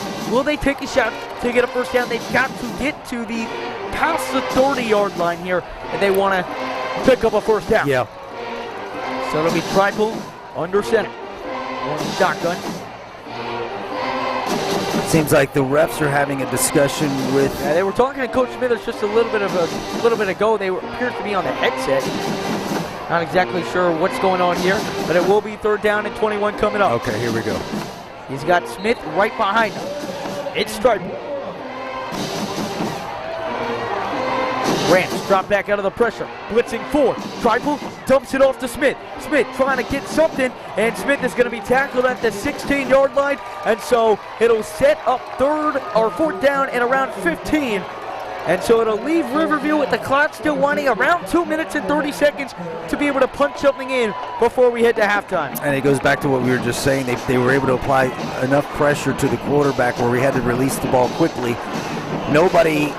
He wasn't able to get it to anybody downfield, so he had to settle for something underneath, as he's ultimately just been having to do pretty much the whole game due to the pressure. So here we go, punt situation. Puts that one away. A low kick, and it's going to be caught. Oh. There goes Brady Bloom. Bloom off the sideline. Oh. He's got a chance, needs a blocker. Oh. And Brady Bloom got that blocker, and he got the touchdown. Coach Smithers told us in the pregame he would be someone to watch out for. He had a tackler right by him, evaded him, took it up the sideline, in for 6, and the Rams, with 2:27 to go in quarter number 2, up by 3 scores. And that's exactly right. When we were talking to the coach and I mentioned special teams, and he mentioned Bloom right away, and look what he was able to do right here. I mean, he had somebody on him quickly. He took it to the outside, ran hard. And yeah, once he got past that 20-yard line, all he needed was that last blocker. That's right. Got it, made a little cut to the left. Brady Bloom. Yeah. A 46-yard kick or punt return for a touchdown. And once again, we talked about it all year, the special teams. Yes, you gotta love it. Goodness gracious, you gotta love it. You gotta love it. Or did they? They're gonna call him out of bounds. So scratch all of that. They called him out of bounds. We got so excited. Sorry, guys. Or it was a penalty. Sorry. Nope. They're gonna flip it over to Jaden Birch. Birch hits the outside, and he's gonna be tackled at around the 10-yard line. All right, let's go back to that for a moment here. It appears as though he must have stepped out of bounds. It was a holding call. That's what it was. Okay. The Rams still at the 10-yard line here, right back in. Yeah. Right back in territory. Credit still to Bloom. Credit all the way. He ran it hard. Absolutely, but and special teams, again, capitalize on something. Still put him in great field position to start this drive. So here is Will Carter. Carter hands it off to Jaden Birch. Birch is in! Why not? If you know what? It was meant for Jaden Birch to get his third touchdown of the night, and now the Rams are up 20-0. So what we got now is an offense that really has been able to capitalize on things. They're playing very well. Hey, that was a fantastic run, and it put up another 6 on the board. It's 20-0 going into the half. They're gonna kick now for the extra point. And, you know, in the special teams, once again, put him at around the holding was around the 10, put him to the 20, and then if you need a touchdown, you call on Jaden Burch, who now has his third touchdown, and we're not even done with the first half. But they're doing the job, and let me just stop here for the kick. Springman boots it away, and that is good. So the Riverview Rams, with 2:14 to go here in quarter number 2, take a 21-0 lead. And when we look back at this, the beginning of the season and the progress that the offense has made, I mean, we were talking about it earlier on. There were plays exactly like this where they should have capitalized and weren't able to, and relied solely on the defense. All right, and what you're looking at now is you're seeing that not only the special teams and the defense, of course, are doing their job, but the offense is also doing their job, and they're doing what they have to do. This is, okay, so it wasn't a touchdown on the return. There was a holding, but guess what? The offense was able to punch it in. Right, they didn't let it get to them. They didn't, let it set them back. They just said, all right, we'll score now. That's right. 2 plays later, they're in the end zone for a touchdown. Exactly. So it's now 21-0 with 2:14 here to go in half number 1. As you see the cheerleaders there doing push-ups.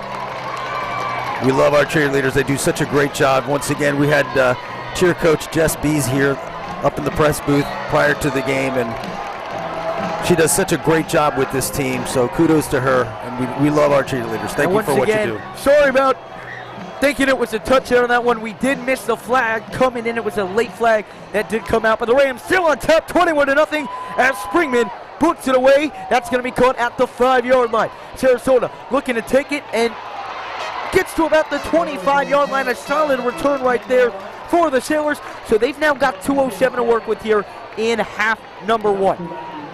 You're down 21. Yes, you get the ball back to start the second half, but with this 2:07, you've really got to find a way to at least get 3 on the board, get something going, but they have had no answer for this Riverview Rams pressure.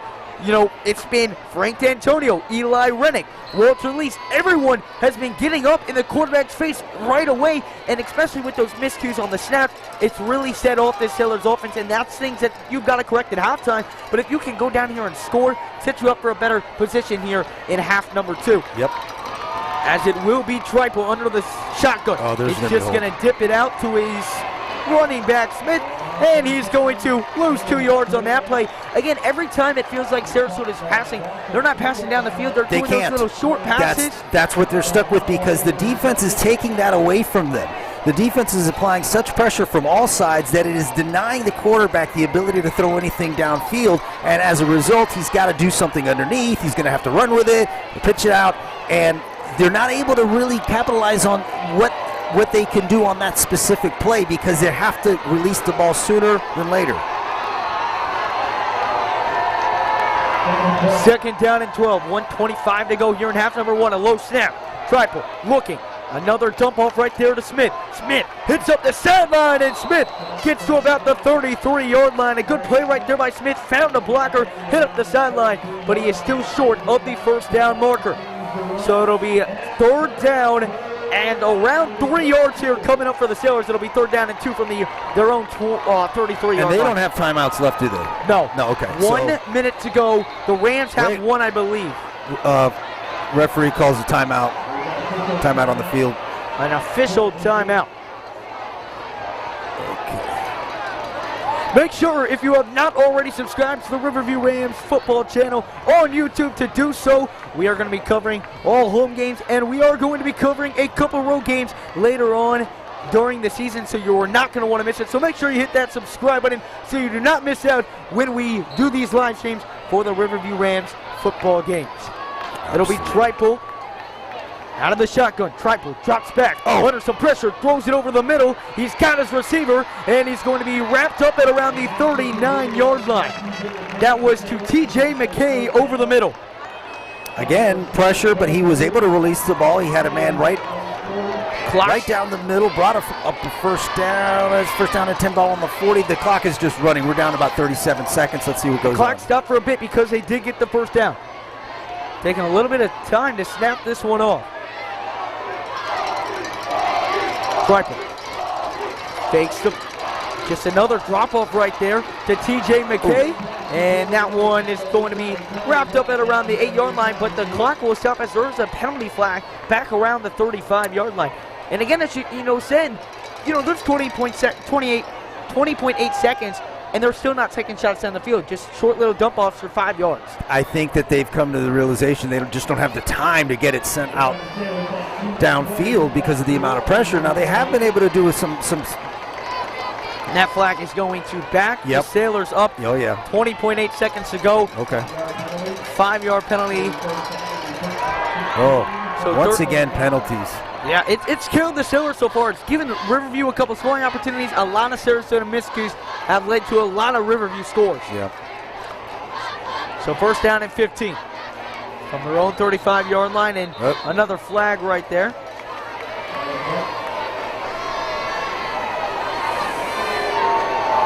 Both teams pointing to each other's side. Let's see what the ref says. And never mind. I guess they were they're just going to call an official timeout. Official timeout. The clock continues to run. 15 seconds. This is going to be the last play of the half if the Sailors are tackled in bounds. Tribal drops back under some pressure by Eli Rennick. He evades that pressure. Rolling out to the right. Looking to throw deep down the field, and it's caught but out of bounds with 2.5 seconds to go in the first half. And another penalty flag here on the left side at about the 37-yard line. So he was being chased out of the pocket on that one. Out of the pocket on the right side. Interesting. And it's going to be once again on the Sailors. It was an illegal forward pass. That's what the call was. He stepped above the line of scrimmage. He was close. Yeah, he was. But that just tells you right there how much he's had to run around to avoid the pressure that he's getting. And in that play resulted in a penalty, which now with 2.5 seconds left. You got one play. And do you take the chance to risk it before halftime? Most coaches will not. Let's see what the Sailors do here, and it looks like they're going to go into a knee formation. 2.5 here in the first half, and that's exactly what they'll do. So the Riverview Rams head into halftime up 21-0 against their rival, the Sarasota Sailors. The Rams will look to make it 10 years in a row of defeating the Sailors when we come back for the second half. Your score at halftime, 21 Rams, the Sailors 0.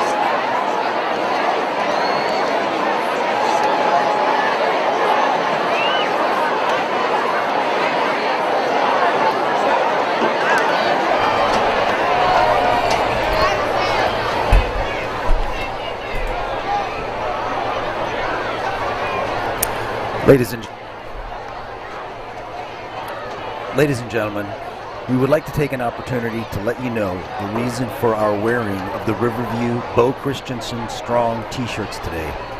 Our very own Ram player Bo was diagnosed on May 25th of this year with a brain tumor, in which he thankfully had successful resection a few days later. He will be involved in treatment for his condition until May of next year, and has and will consist of 3 rounds of chemotherapy and 6 rounds of radiation. He is also very fortunate to be involved in an immunotherapy study. The University of Florida Research Department will develop a vaccine from a portion of Bo's original tumor as well as his white and red blood count. He will receive injections of this vaccine to fight off further growth of any possible future tumors. We are overwhelmingly happy to report that Bo is strong and doing amazingly well throughout his treatment thus far. Without the medicine and research available to him, his story could have been written differently.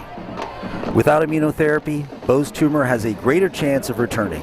Along with the Christensen family, the Riverview Rams would like to share an opportunity of being a part of supporting the researchers at the University of Florida's Preston A. Wells Jr. Center for Brain Tumor Therapy, which develops advanced, personalized immunotherapy treatments for brain cancer.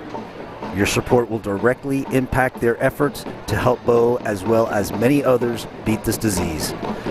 The Christensen family agreed to a GoFundMe account under the condition that the funds raised go directly and strictly for this research, and they would like to pay it forward to other children fighting this battle and to thank our community for the support, love, and prayers for our Ram Mighty Bo Christensen. The GoFundMe account is titled Bo Christensen's Immunotherapy Research. If you would like to join in this effort to help fight this tremendous battle, go Rams and go Bo. Thank you.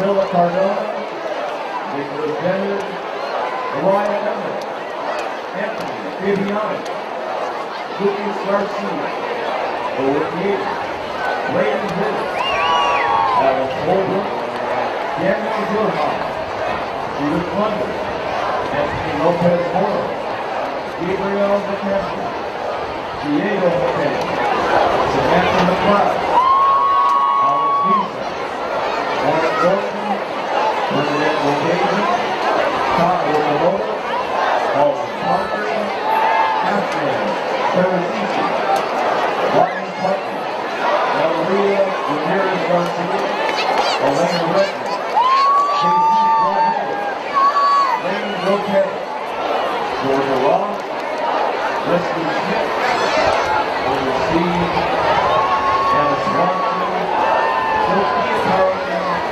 Lester Torres, Kelsey Williamson, and Ashley Wojciechowski. Thank you, seniors. You will be missed, but remember, once guilty, always guilty. And now, we open up to the Peterbilt, Illinois victory.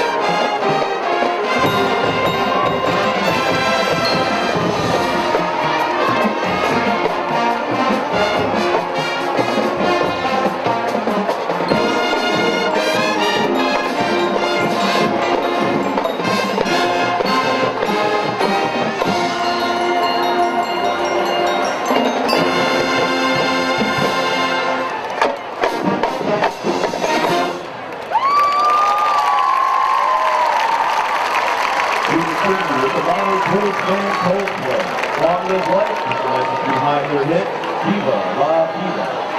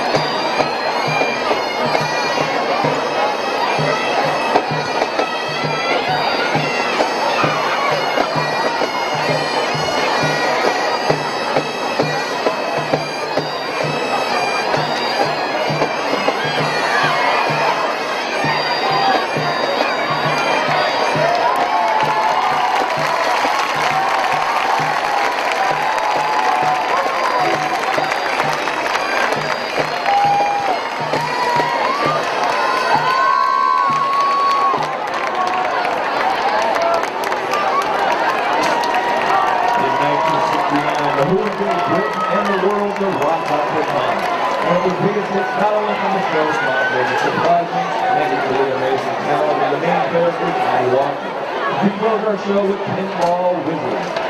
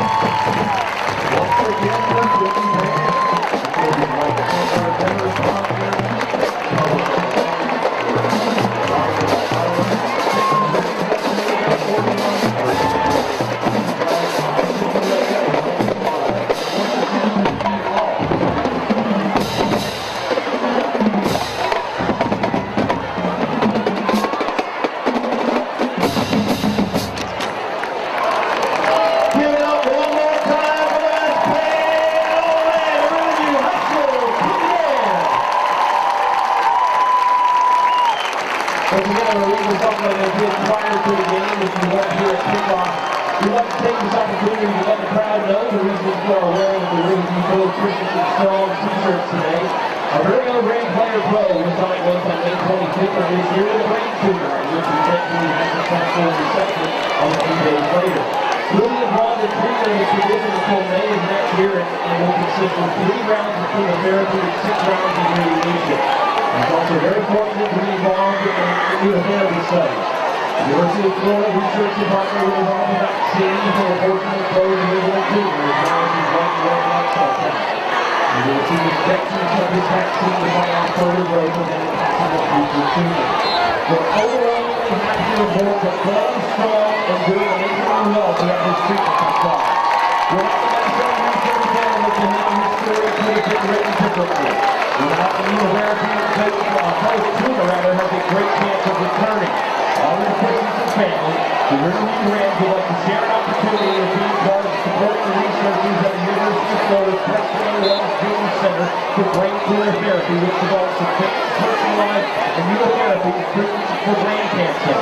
Your support will directly impact their efforts to help Paul as well as many others to beat this disease. The Christensen family has agreed to a GoFundMe under the condition that the funds raised goes strictly for the research, and they would like to pay it forward to other children fighting this battle, and to thank our community for the support, love, and prayers for our Ram, mighty Bo Christensen. The GoFundMe is titled Bo Christensen's Immunotherapy Research. If you would like to join this effort to help fight this tremendous battle, go Rams and go Bo!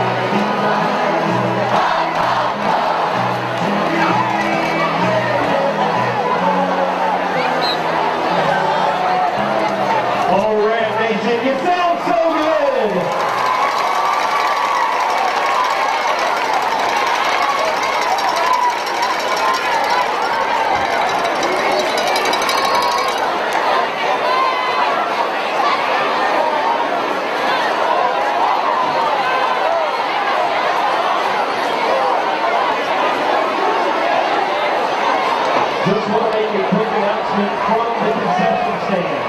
We are unfortunately out of Chick-fil-A sandwiches. But thank you to our friends at Chick-fil-A located at Pelican Park.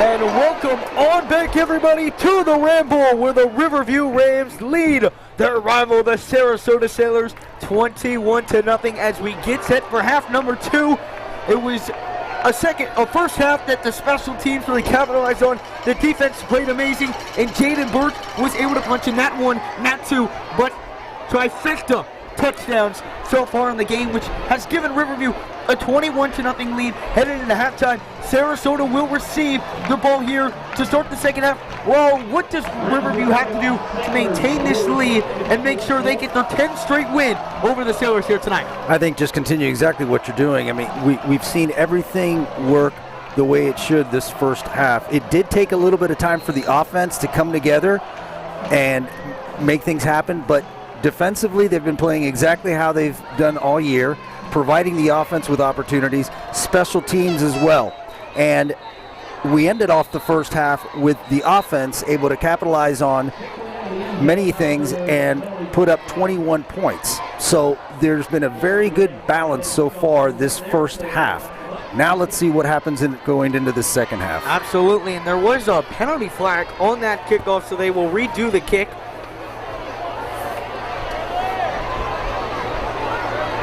So this time they'll boot it away from it. Looks like the 35-yard line. Again, Sarasota's offense hasn't really been able to generate much of anything so far in this game. A lot of dump ball passes. They've run the ball pretty nicely so far, I would say. But anything trying to pass the ball down the field, they have not been able to do so effectively. So here we go. The second half from the Ram Bowl about to get underway. The Sarasota Sailors looking to come back and end this 9-year losing streak to the Rams. We're underway, and the kickoff is caught at around the 1-yard line. He's going to take it up the right side, looking for some blockers, and is going to step out at around, or never mind, he stayed in bounds right there. It's going to push up past the 30-yard line to about the 33-yard line. Was able to stay in bounds, and the Sailors will have solid field position to start the second half. Going back to something you were just saying prior to the kick, as far as the offense for Sarasota, yes, we've seen them do some opportunities that were taken on the ground, and there have been a few in the air as well. But like you said, they were all pretty short. They've not been able to go downfield and capitalize due to the amount of pressure that they've been receiving from the defense. So yes, that's where things have been very difficult for this Sarasota Sailor offense. And that's going to be a flag in. Looks like that's going, never mind, that's going to be a timeout already called by the Sailors on the first play of the second half. You don't see that too often, but that's a huge miscue. Down by 21, especially down by 21, those are timeouts that are going to be crucial later on in the game. If you're able to come back to call one in the first play of the second half, definitely not what the coach for the Sailors had in mind. And going back to the first half exactly, they ran out of all timeouts, which left them with nothing when the clock was running out towards the end. And so to start off the second half here, they've already had to use one timeout. Going back to what we were talking about earlier, and just to elaborate a little bit, the defensive has been able to apply such pressure to the quarterback that the quarterback has had to result in just throwing things underneath to the outside short passes. Nothing that has been able to develop downfield. But let's see what happens now in the second half of this ball game. First down and 10 from their own 34-yard line. It's Triple out of the shotgun. He's going to hand it off over to Smith. Smith trying to find something, and he is going to be wrapped up right there by Walter Lease. Great speed by the defense there to run him down as he was taking it to the outside. There was a backside pressure coming in as well. Again, just very good pursuit from the defense, very well disciplined, and taking appropriate angles to the ball. That front four for the Rams have been all over the place. Eli Rennick, Walter Lees, DeMarcus Abner. Very well balanced and defense. Frank D'Antonio. Second down and 10. We have just begun the second half. Triple looks over the middle. It's deflected and almost intercepted right there by Christian Parsons. Just could not get the deflection to go in his hands. It's going to bring up third down and long here coming up for the Sailors. A lot of their passes, when they have gone down the field, have been tipped. And the Rams have, almost on 3 of the passes they've gone down the field, the Rams have had a good chance, or at least a solid chance, to intercept that. And that was Parsons on that play? It wasn't Parsons who tipped it, but it was Parsons who went over to the ball to try and intercept it after the deflection. Good pursuit. He's a junior. He's got a very good career ahead of him here at Riverview. Already has 2 interceptions on the year. He had one last week and one against Seminole week 1. Triple drops back under some pressure. This is and it. he is wrapped up by none other than Eli Riddick. That's his third sack of the game, and it's a 3-and-out for the Sailors. And Eli flexing those muscles. That's right. Listen, he's pit bull. He's going worldwide. I'm telling you, third sack of the game, and there was 2 other ones right behind him. The amount of pressure they've been able to place on the quarterback has just forced nothing but either short gains or sacks for a loss, which right now we're looking at a 4th down, 20 to go, ball on the 24-yard line. Credit goes to the defense once again. Let's see what Brady Bloom can do on this return. He returned it far last time. It's going to be a short kick, and it's going to take a bounce, and it's going to take a Riverview bounce back around to the 44-yard line. So good field position here for the Rams to get their second half underway. Again, defense, you know what? Up 21-0. Are they going to let up a little bit? No. Force them back 10 yards, quick 3-and-out, and now the Rams offense, you put up a touchdown here, you're telling me they'd have to put up at least 29 on this Rams defense to get back in this game? I just don't think that's possible when the defense is coming up like this. So the offense, in a sense, can ice this game. And I know it's early to say that, but with how this Rams defense is playing, you have no reason to not believe that. Exactly. So Will Carter here on the shotgun.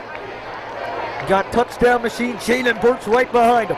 Carter fakes the handoff, now throws it over the middle, and he's got his receiver! It's Charles Lister, and Mr. CL3 to the house! Touchdown Rams! And just like I said, they have a chance to ice it, and it looks like they might have done just that with the Carter to CL3 connection. That was, and listen, we haven't seen it quite develop so well as it just happened. It was a fake to the inside. Nice poise by the quarterback. CL3 was able to just snatch it. It was a perfect throw, and then he just turned on the turbo booster for the touchdown. Well execution by the offense. Very well done by the offensive line. Everybody did their job, and as a result, you got 6 points on the board. Here comes the point after. Stone Springman set to kick this one away, and whistle called by the ref right there. Again, you can't ask for a better start to the second half. Bring it out on defense, force them back 10 yards, and then 2 plays on the offensive side of the ball. Carter to Lester for the end zone, and Springman puts that one through the upright. So the Rams waste no time getting to work here in half number 2. It's the Rams 28 and the Sailors 0. With what appeared to be a slow start by the Riverview offense in the very beginning of this game, has now opened up into a 28-0 lead. Yeah, this game was 0-0 at the end of the first quarter. Sarasota had the ball, and then Riverview's defense got that. Again, where did it start? It started on the special teams. Right. Special teams. It was made that a play, spark. Backed them up at the 11-yard line. Jaden Burks next play punches it in, and the Rams have really run away since then and haven't looked back. As you see, the score now is 28-0. They're beating them by more than they did last year. It was 28-7 last year. What I like, what I'm seeing now that I really like, and again, going back to the beginning of the season, there was a lot of incidents just like this where the defense or the special teams would make a great play and set up the offense in a very good position, but the offense was not able to capitalize it. And now they have reached a point where they're able to do so. All right, and convincingly, very convincingly, just like the penalty on that return punt. Well, fine, give it to the offense and let them punch it in. And boom, they did. Stone Springman boots that one out of the end zone. This Riverview student section is going wild right now. The Sarasota Sailors section has gone relatively quiet after that first quarter. Yes, it must be tough to be on that side, and I apologize, but let me tell you this, the amount of energy that we can feel from the press box over here, the student section is going wild. For a lot of these kids, they're seniors. This is going to be the last chance they have at a high school game with a rivalry such as this, and so they're soaking it all in, and it's a pleasure to watch. I really enjoy it. I think they're taking it all in, and it's like Coach, the cheer coach told us, as she was a alumni and former cheerleader. Those are the memories she will always have of her school. And that streak started in her senior year of high school. That's amazing. Is looking to get to 10. And here we go. Then a quarterback change, it appears, for the Sailors here. That looks to be Tyler packed in the quarterback spot, and right away Tyler Pack made it by a couple of fellow Rams for a loss of 3. He was going outside, forced back to the inside where the defense was able to meet him, and it resulted in a loss of 3. Brings up second down 13, ball on the 17-yard line. They just brought Tyler Pack in for that one play. Lance Streifel marches his way back out onto the field. So it'll be second down and 13 from the Sarasota 17-yard line. 9:30 here to go in quarter number 3. Streifel out of the shotgun. Streifel looking over to his pressure and just has to throw it away before being wrapped up right there by DeMarcus Abner, who was all over him. But a great job by Streifel to just throw that one away. A dangerous throw, but avoided the sack. Yep, he was being wrapped up at the time. So third down and 14 coming up here for the Sailors, just looking to get something going on the offensive side.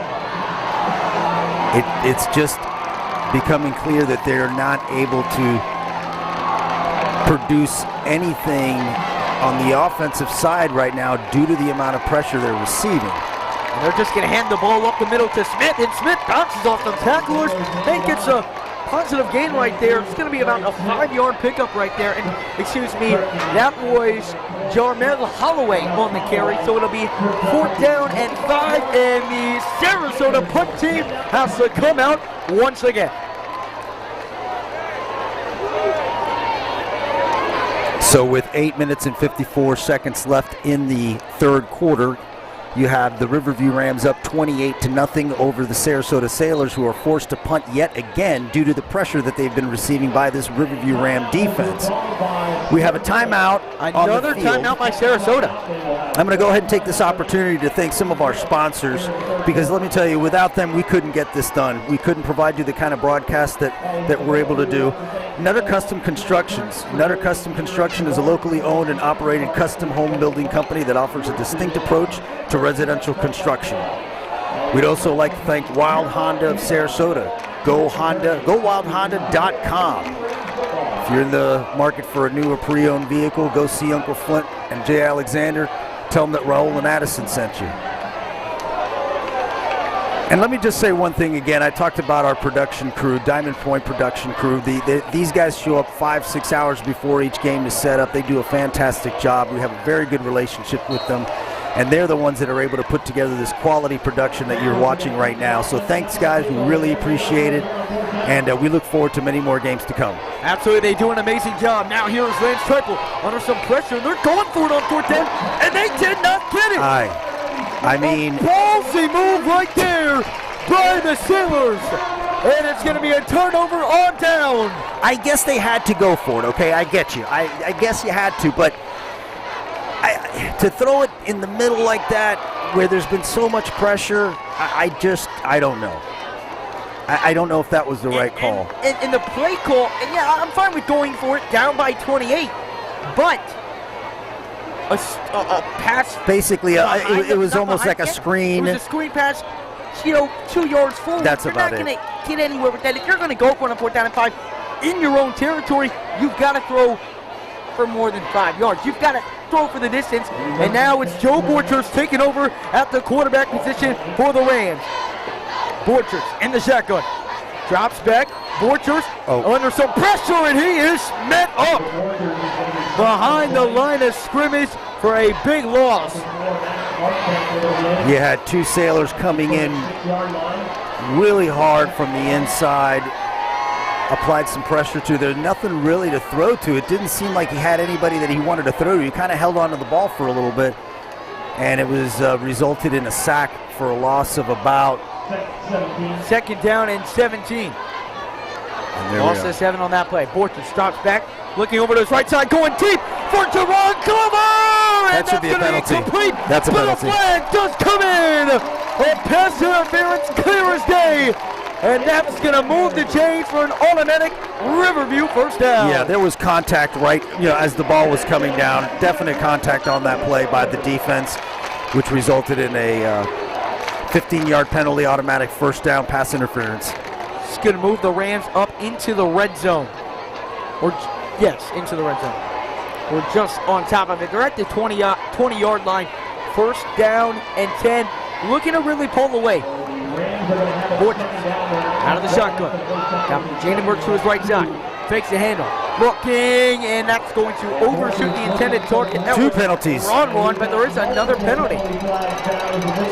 One flag around the middle of the field and one on the right side. That the refs will conjure and make this decision. Yep, you have a back judge that threw one, and then you had the umpire threw one right on the middle of the field. It looks like two separate penalties. Well, let's see.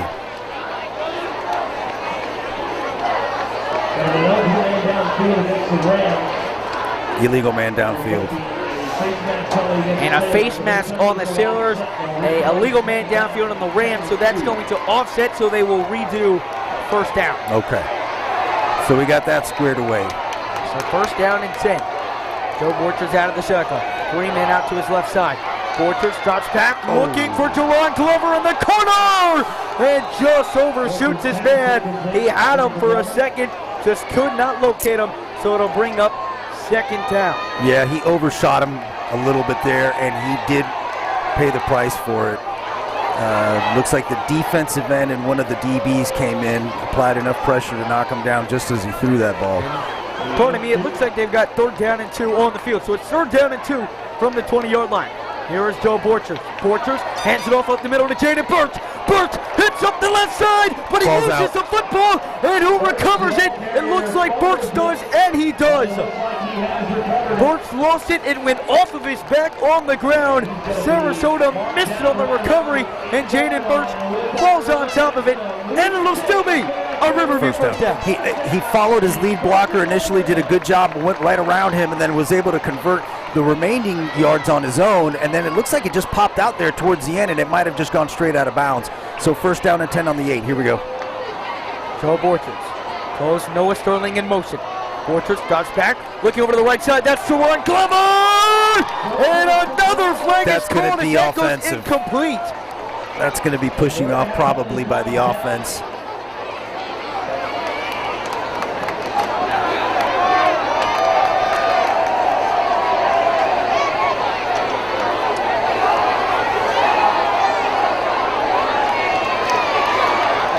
Flag down there in the back of the end zone. Just waiting to see if that is offensive or passive, or offense or defense pass interference. There's an injured Sailor on the field. And it's a holding penalty on the Sailors in the back of the end zone. So that should set them up at around the 2-yard line as that flag was thrown in the end zone. Yeah. And we will head to a timeout on the field for a water break. Well, we have a second. Let's thank our scoreboard sponsors, Here Marketing, Letter Custom Construction, see today, and also Living Products on the air. Titans Express Skywalk. Let me take a moment here and just talk about our sponsorship here. If you would like to be a sponsor of Riverview Rams football and help us broadcast more live games, please contact Jacqueline Willer at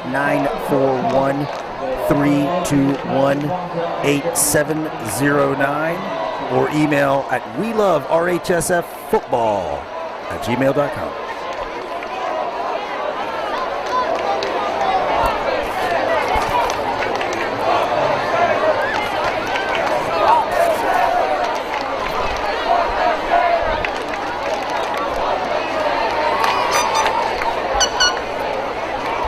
So we got 7:26 to go in the 3rd quarter. The Rams on top, 28-0. They'll have first down and goal from their 4-yard line. Really looking to put the icing on the cake here versus the Sailors. 7:26 to go in the 3rd quarter to, top 35 points against this Rams defense is going to be near impossible. So a score here really does put this game out of reach.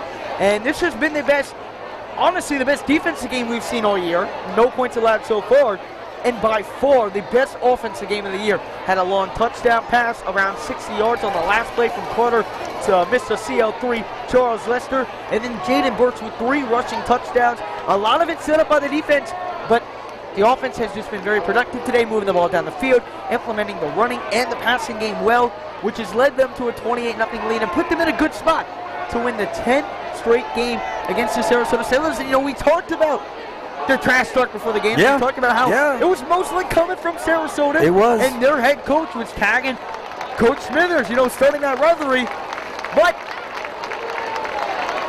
to tweet that, they haven't surely backed it up here tonight. I know. It's tough. That's the thing. Let me just say this. If you happen to just be joining us, what you've been missing, or if you have been joining us the whole time, what you've seen is probably one of the best and most complete football games that Riverview has put on so far this year. Absolutely. I mean, in the beginning of the season, we were talking nothing but defense and special teams, and the offense really capitalized so far, and they've really put together a very well-rounded football game. And they've got another chance to capitalize here. Borchers, he's got Jonah Williams into the end zone, wide open for 6. Wide open to the outside. I mean, nobody around him. And again, just as we were talking about the offense capitalizing on things that were given to them by the defense and special teams, here's an example of what they've been able to do completely on their own. I mean, in the sense that they have been able to take the ball and go down the field and do what they have to now bring up 34 points. A point after attempt is on its way right now. And this one will be attempted once again by Stone Springman. And Springman is 5 for 5.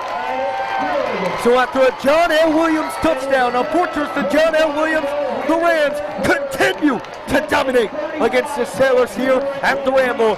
7:25 to go in the third quarter. It's your Rams 35. The Sailors 0. Now, just to go back to what we were talking about in pregame, these two teams came here with the same record, correct? Yes, both 4-1. And we agreed that probably more so than any other year, this would have been the best well-matched contest that we've seen in a while. Yes. Okay. And you had reason to believe that. Yes. The Sailors 4-1. Their only loss was to the 40th best team in the entire United States in Venice High School, who Riverview sees on October 22nd. So, their one loss was to a very, very great team. The reason why I say that, and just to, is that credit to Riverview, okay? Because if going into a rivalry of this magnitude against a team that is matched up almost exactly by their record, and for them to do this 35-0 with still 6 minutes left to go in the third quarter, I mean, I'm not trying to get ahead of myself, but you have to be happy with what you're saying. Well, it's always a happy day when your team's up 35-0 and you've got a running clock going. It's an onside kick. That one is still bouncing. And Sarasota finally recovers that one. That one bounced up almost every single Sailor right there, bouncing it back. And the kicker, Stone Springman, actually almost fell on top of that one. But the Sailors will start here at around the 25-20-yard line. Wow. I think that hit about 10 different helmets before it actually finalized at the 22-yard line. And that ball just kept going bouncing until finally the Sailors came on top of it. 5:51 here to go in the third quarter.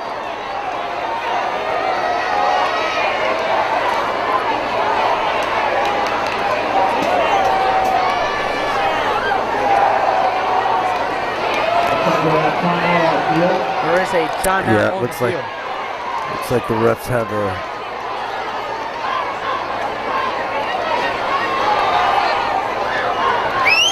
Okay. Looks like they got everything figured out and adjusted, and we're getting ready to start here. First down and 10, ball on the 24-yard line.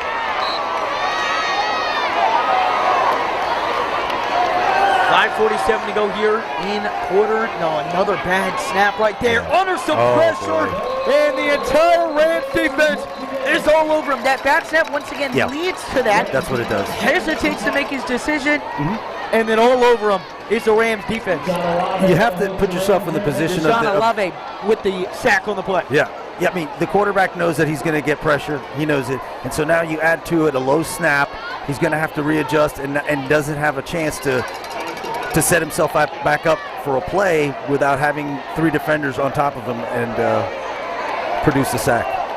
Checking down at 14 from their own 20-yard line. Another big step, it's fumbled! And that's it's not recovered. It's recovered right there by number 11.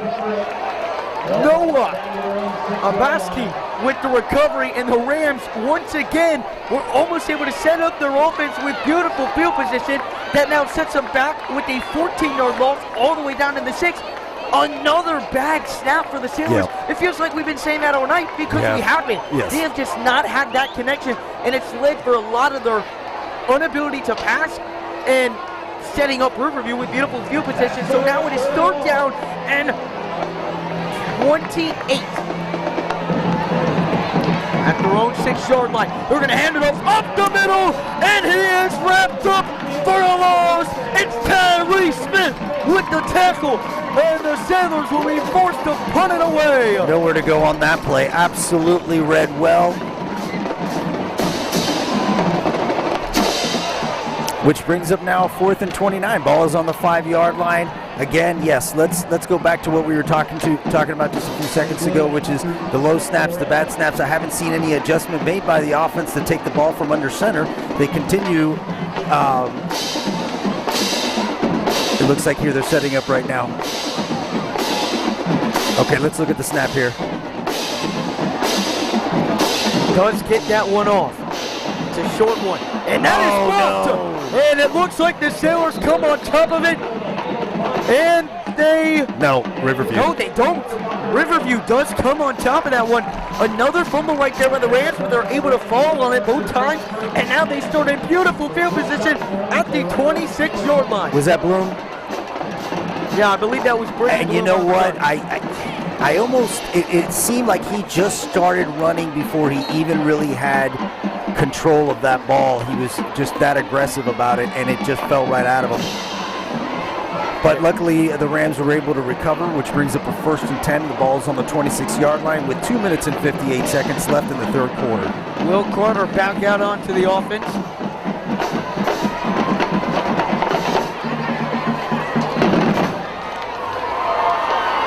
And Carter looks over the middle, and he's got his receiver up the middle. That is Marshall Thompson on the reception.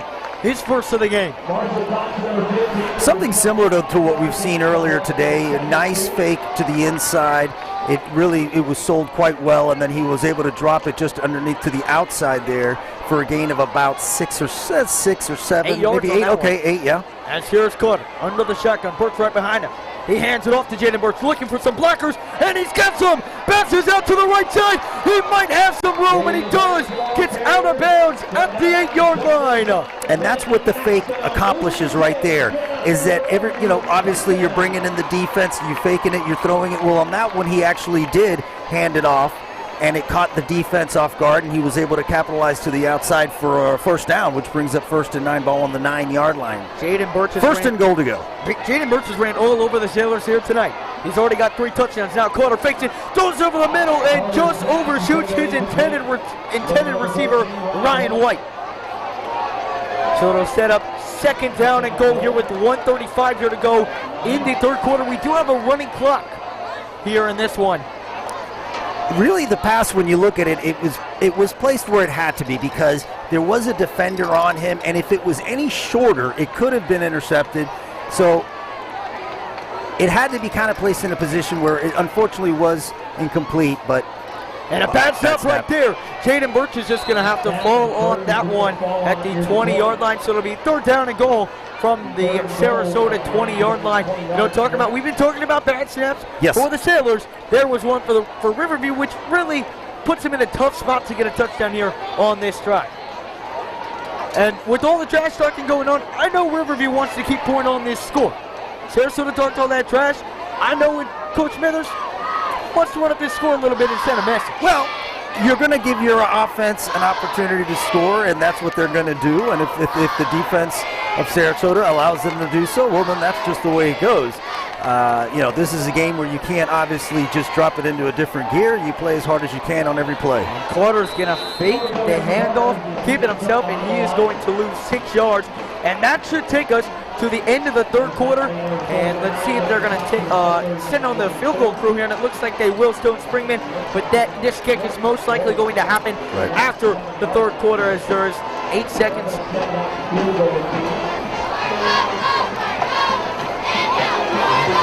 And that's exactly what we are going to do. So we head to quarter number 4 with the Riverview Rams dominating this crosstown rivalry between the Sarasota Sailors. It's the Riverview Rams 35 and the Sailors 0. As we take a look at the cheerleaders there for the Riverview Rams, we want to thank them for the great job that they do. Once again, we met with the cheer coach earlier before the game.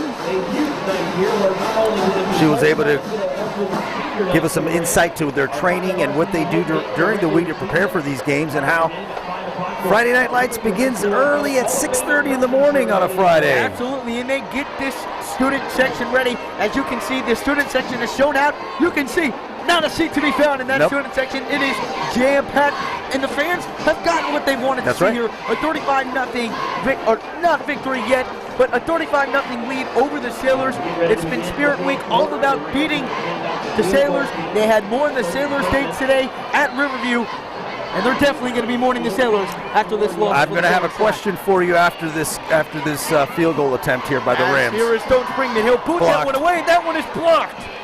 And it's going to fall, and Sarasota will pick it back up, and it will not matter. So a blocked field goal right there for the Sailors, and so the Rams defense will head back on. So you were able to give us this incredible stat of the last time Sarasota beat Riverview, CL3 was in kindergarten. Now, will you be able to calculate for us if in fact this results in yet another win? Where was CL3 at that time? Pre-K. Oh man, it has certainly been a while. If the Rams do hang on and win this game, and the game is scheduled further than October 10th, it will be over 4,000 days. I did the math in my last period in math. Today, it will be over 4,000 days since the Sailors have beaten the Rams. And that'll be a quarterback design run right there. And it's just a funny stat that we like to use here, because obviously the last time they won was October 28, 2000. And this just adds another year. But if you look back at how much time has gone by since then, now you're looking at 10 years. Where were some of these kids 10 years ago? But that's the time frame that we're using, and it is an interesting one. It's been a rivalry regardless for as long as their parents have been here. So we're talking about a long time. Second down and 6 coming up here for the Sailors. 10:20 to go here in the fourth quarter. We are on a running clock right now. Another quarterback position is Noah Obaski. And that's another bad snap. Now just trying to evade the Rams' pressure, but they cannot. He is wrapped up right there. I'm just kind of surprised that that there doesn't seem to be. It just the quarterback and the center just don't seem to be matching up exactly right time-wise when it comes to these snaps. I would think that was something that they would just be practicing endlessly, but it seems to be consistently a problem. Definitely something that you would think the Sailors will work on at practice next week. It's third down and 3, 9:33 here to go in quarter number 4. Calls his man in motion. Gonna flip it over to him, looking for some blocker. Trying to hit the outside, chase off a tackler, and it's gonna be tackled just shy of the marker. It's gonna be fourth down and really short. Was that Bo Bloom on the tackle right there? Let me tell you, he came flying in. Looks like it was Bo Bloom on that tackle. Yeah, he took on the lead blocker and then was able to come back around and make the tackle. Okay, yeah, that's what I thought. Yeah, he's coming in from the linebacker spot. Again, took out the lead blocker, adjusted, and came back through for the running back and made the tackle. Excellent play. Just a never give up attitude. The Sailors are going to punt this one away. They will not go for it. And Sarasota is going to use their final timeout with 8:49 here to go in the fourth quarter. So it'll be interesting to see if they're going to go for it here on fourth down and 1. Got the ball at your own 35-yard line, but again, you're down 35-0. And my question is, what do you lose from going for it? What's the difference between a 42-0 loss to a 35-0 loss? At least put yourself in an ability to try and get some points here on the board if you're the Sailors. But we'll see what they do, and it looks like It looks like they're setting their offense back out there. Looks like the Sailors will send the offense. And that's exactly what they're going to do. Yeah, I think you have to. I mean, again, we're going to have a running clock for the remainder of the game. Right. You don't know if you're going to get the ball back. What do you gain from punting the ball back to River? So let's they see will what we go have for it. here. 4th down and 1. 8:49 to go here in quarter number 4. Amaski going to hand it off up the middle, and he is stopped short. He did not get it, or maybe. Well, that he second might have pushed effort. The ahead. second effort. Nope. No, they're gonna wave him short. That's what it looked like from the judge. Never mind. They'll give him the first down. It looked like he was going to be tackled behind the line, but that second effort right there powered him through. Yeah, he was able to. That was Jamara Holloway. Okay, so good call by Sarasota to go for it on that one. Brings up a 1st down and 10. Ball's on the 37. And we've got 8:15 left in the game.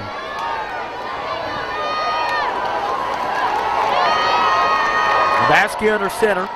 He's got Jarmel Holloway over to his left side. 1 man out to the right side. He's got 3 over to the left. Basky up fumble snap, and it's going to be recovered at the 29-yard line. Once again, It's the low snap. snaps. And it's been very consistent. Yep. They've been low and to the right every single time. Every It's not single low to the left, high to the left, high to the right. It's low to the left or low to the right every single time.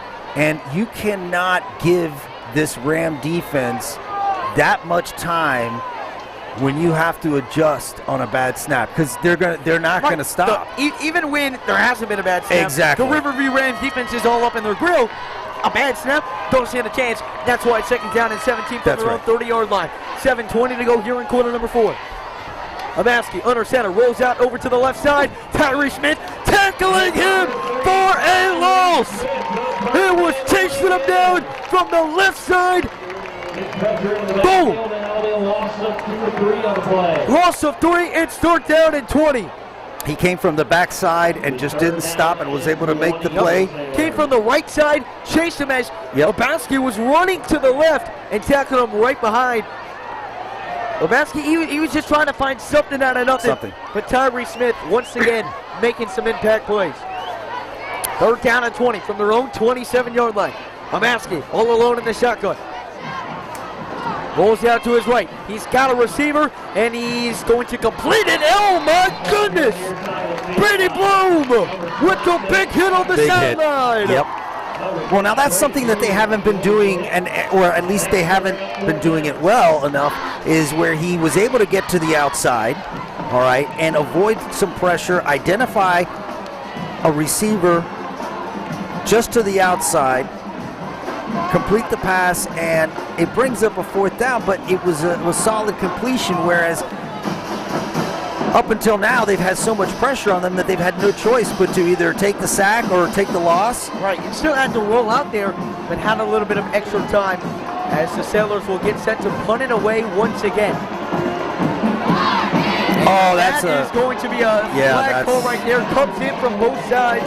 Clearly a flag. He ramped right in to Brady Bloom as he was trying to receive the ball. Yeah, I mean, they made contact well before that ball reached his arms. That's going to be a clear foul any day of the week.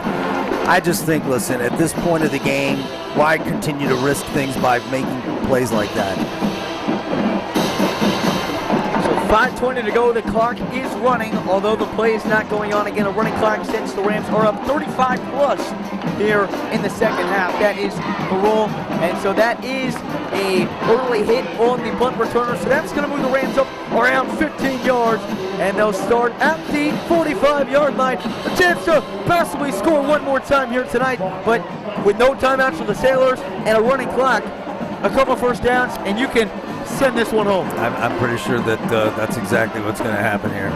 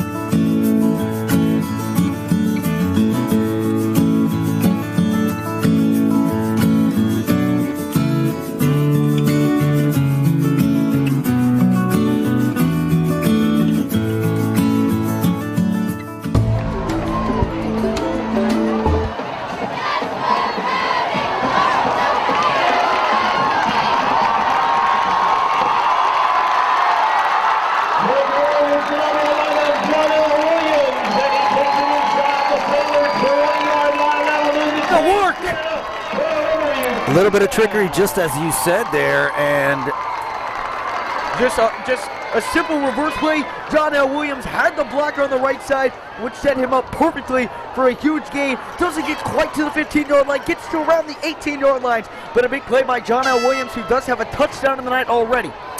big play. Borchers out of the shotgun. He's got Brady Bloom now to his left. Normally Bo playing the running back position, but they're going to hand it off to Jerron Glover on the sweep. There goes Glover, tiptoeing his way, but cannot get to the end zone. But there is a flag at around the 10-yard line. They really love that sweep action. Yeah. You just saw it right there with John L. Williams. This time they run it from the other side with Jerron Glover and get some positive yards on that one. But that one is most likely coming back due to a holding penalty. Yeah. With the athletes that are on this offense and their capabilities, those types of plays are obviously very capable. And you see it there, even though this one's going to come back for a holding call, and that's unfortunate. But you do see what some of the capabilities are and some of the strengths of this offense. So it'll be first down and 12 here at the Sarasota 20-yard line, 3:14 to go in the fourth quarter. Borchers out of the shotgun, drops back.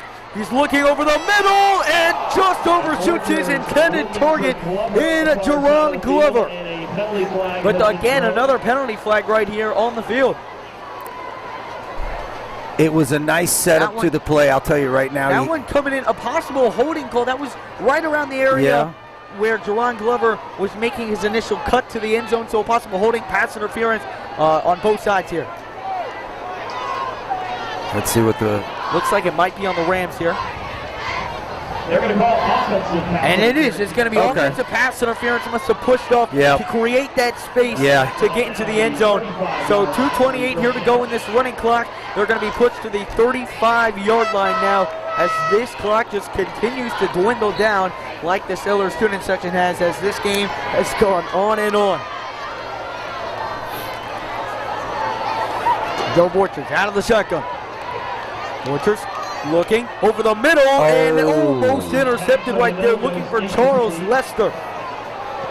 Short pass and low, which is what was just way out of reach for CL3, and the defender was able to just bat it away. He probably could have intercepted it. TJ McKay with the bat away right there. As we are under 2 minutes to go in this rivalry game as the Rams are approaching their 10th straight win against the Sailors. Borchers looks over the middle for CL3, and he got him. CL3 stays on his feet, and he's going to get to around the 17-yard line. The Rams putting up some tempo right here. They want to score again. They do. I mean, you're in position to score. Normally, they wouldn't do this, but a rivalry game, a little more tension between the teams. They might want to run it up a little bit as here's Joe Borchers in the shotgun. Drops back, looking for Lester again. Lester on the sideline, and that is going to be knocked away right there by TJ McKay. 1 minute to go in the game. 1 minute to go. The clock's still running here. Well, as the clock is winding down, and as I do at this time of every game, I'm going to tell you right now, the game ball for me is going to go to Coach Smithers, because this is the first most complete game they have put together this season. And that doesn't take away from any of the other wins, but it just tells me that this team is moving in the right direction. Absolutely. And they're going to move to 1-0 in district. That's right. And that's the most important game. It's okay if those out-of-district games are to learn, to grow. And they went 4-1 in those. Now you come into district play with the 4-game win streak, get a dominant win over your rival. Yes. That's great motivation for the rest of the season. And their schedule does not get, easier from here on out. Every aspect of this team produced. Defense as usual, special teams as usual, but offensively as well. This is the most complete game I think we've seen this year, and it's a great way to begin these district games. As here's Borchers, a little flea flicker to Jerron Glover, but it's intercepted. They try to flea flicker, and now here comes Sarasota, taking it out of the back of the end zone. and he's going to be tackled at the 38-yard line. Borchers slipped it to Lester. Lester just underthrew Jerron Glover right there, and the clock will continue to run, and that might have been the last play in this game. Trying to get a little fun game going there between CO3 and Ron in the game. Yeah, it was, and hey, nice job on the defense. And that is, they are not even going to send the Sailors offense out there. 5 seconds to go, and this ball game is over. The streak lives on for the Riverview Rams. 10 years in a row that the Riverview Rams have knocked off their rival, the Sarasota Sailors, and the Sailors have been sunk for the 10th straight year. We're marking our way to 4,000 days. That's exactly well put, Addison. I'll tell you what, I'm just very excited about what I'm seeing with this team. I'm seeing a very complete game by this team, something that we didn't have early on, but we certainly do now. And again, to go into these district games with this much strength ahead of us, I think puts us in a great position. So once again, just another great win by this Riverview Ram team. Absolutely. It started with the special teams making a big play, and then from there on out, it was all Riverview. The defense came through. The offense was on point. They dominated. They sure did. So that is going to wrap up our broadcast tonight. The Riverview Rams, for the 10th straight year, knock off the Sarasota Sailors by a final score of 35-0. I'm Addison. I'm Raul. Go Rams.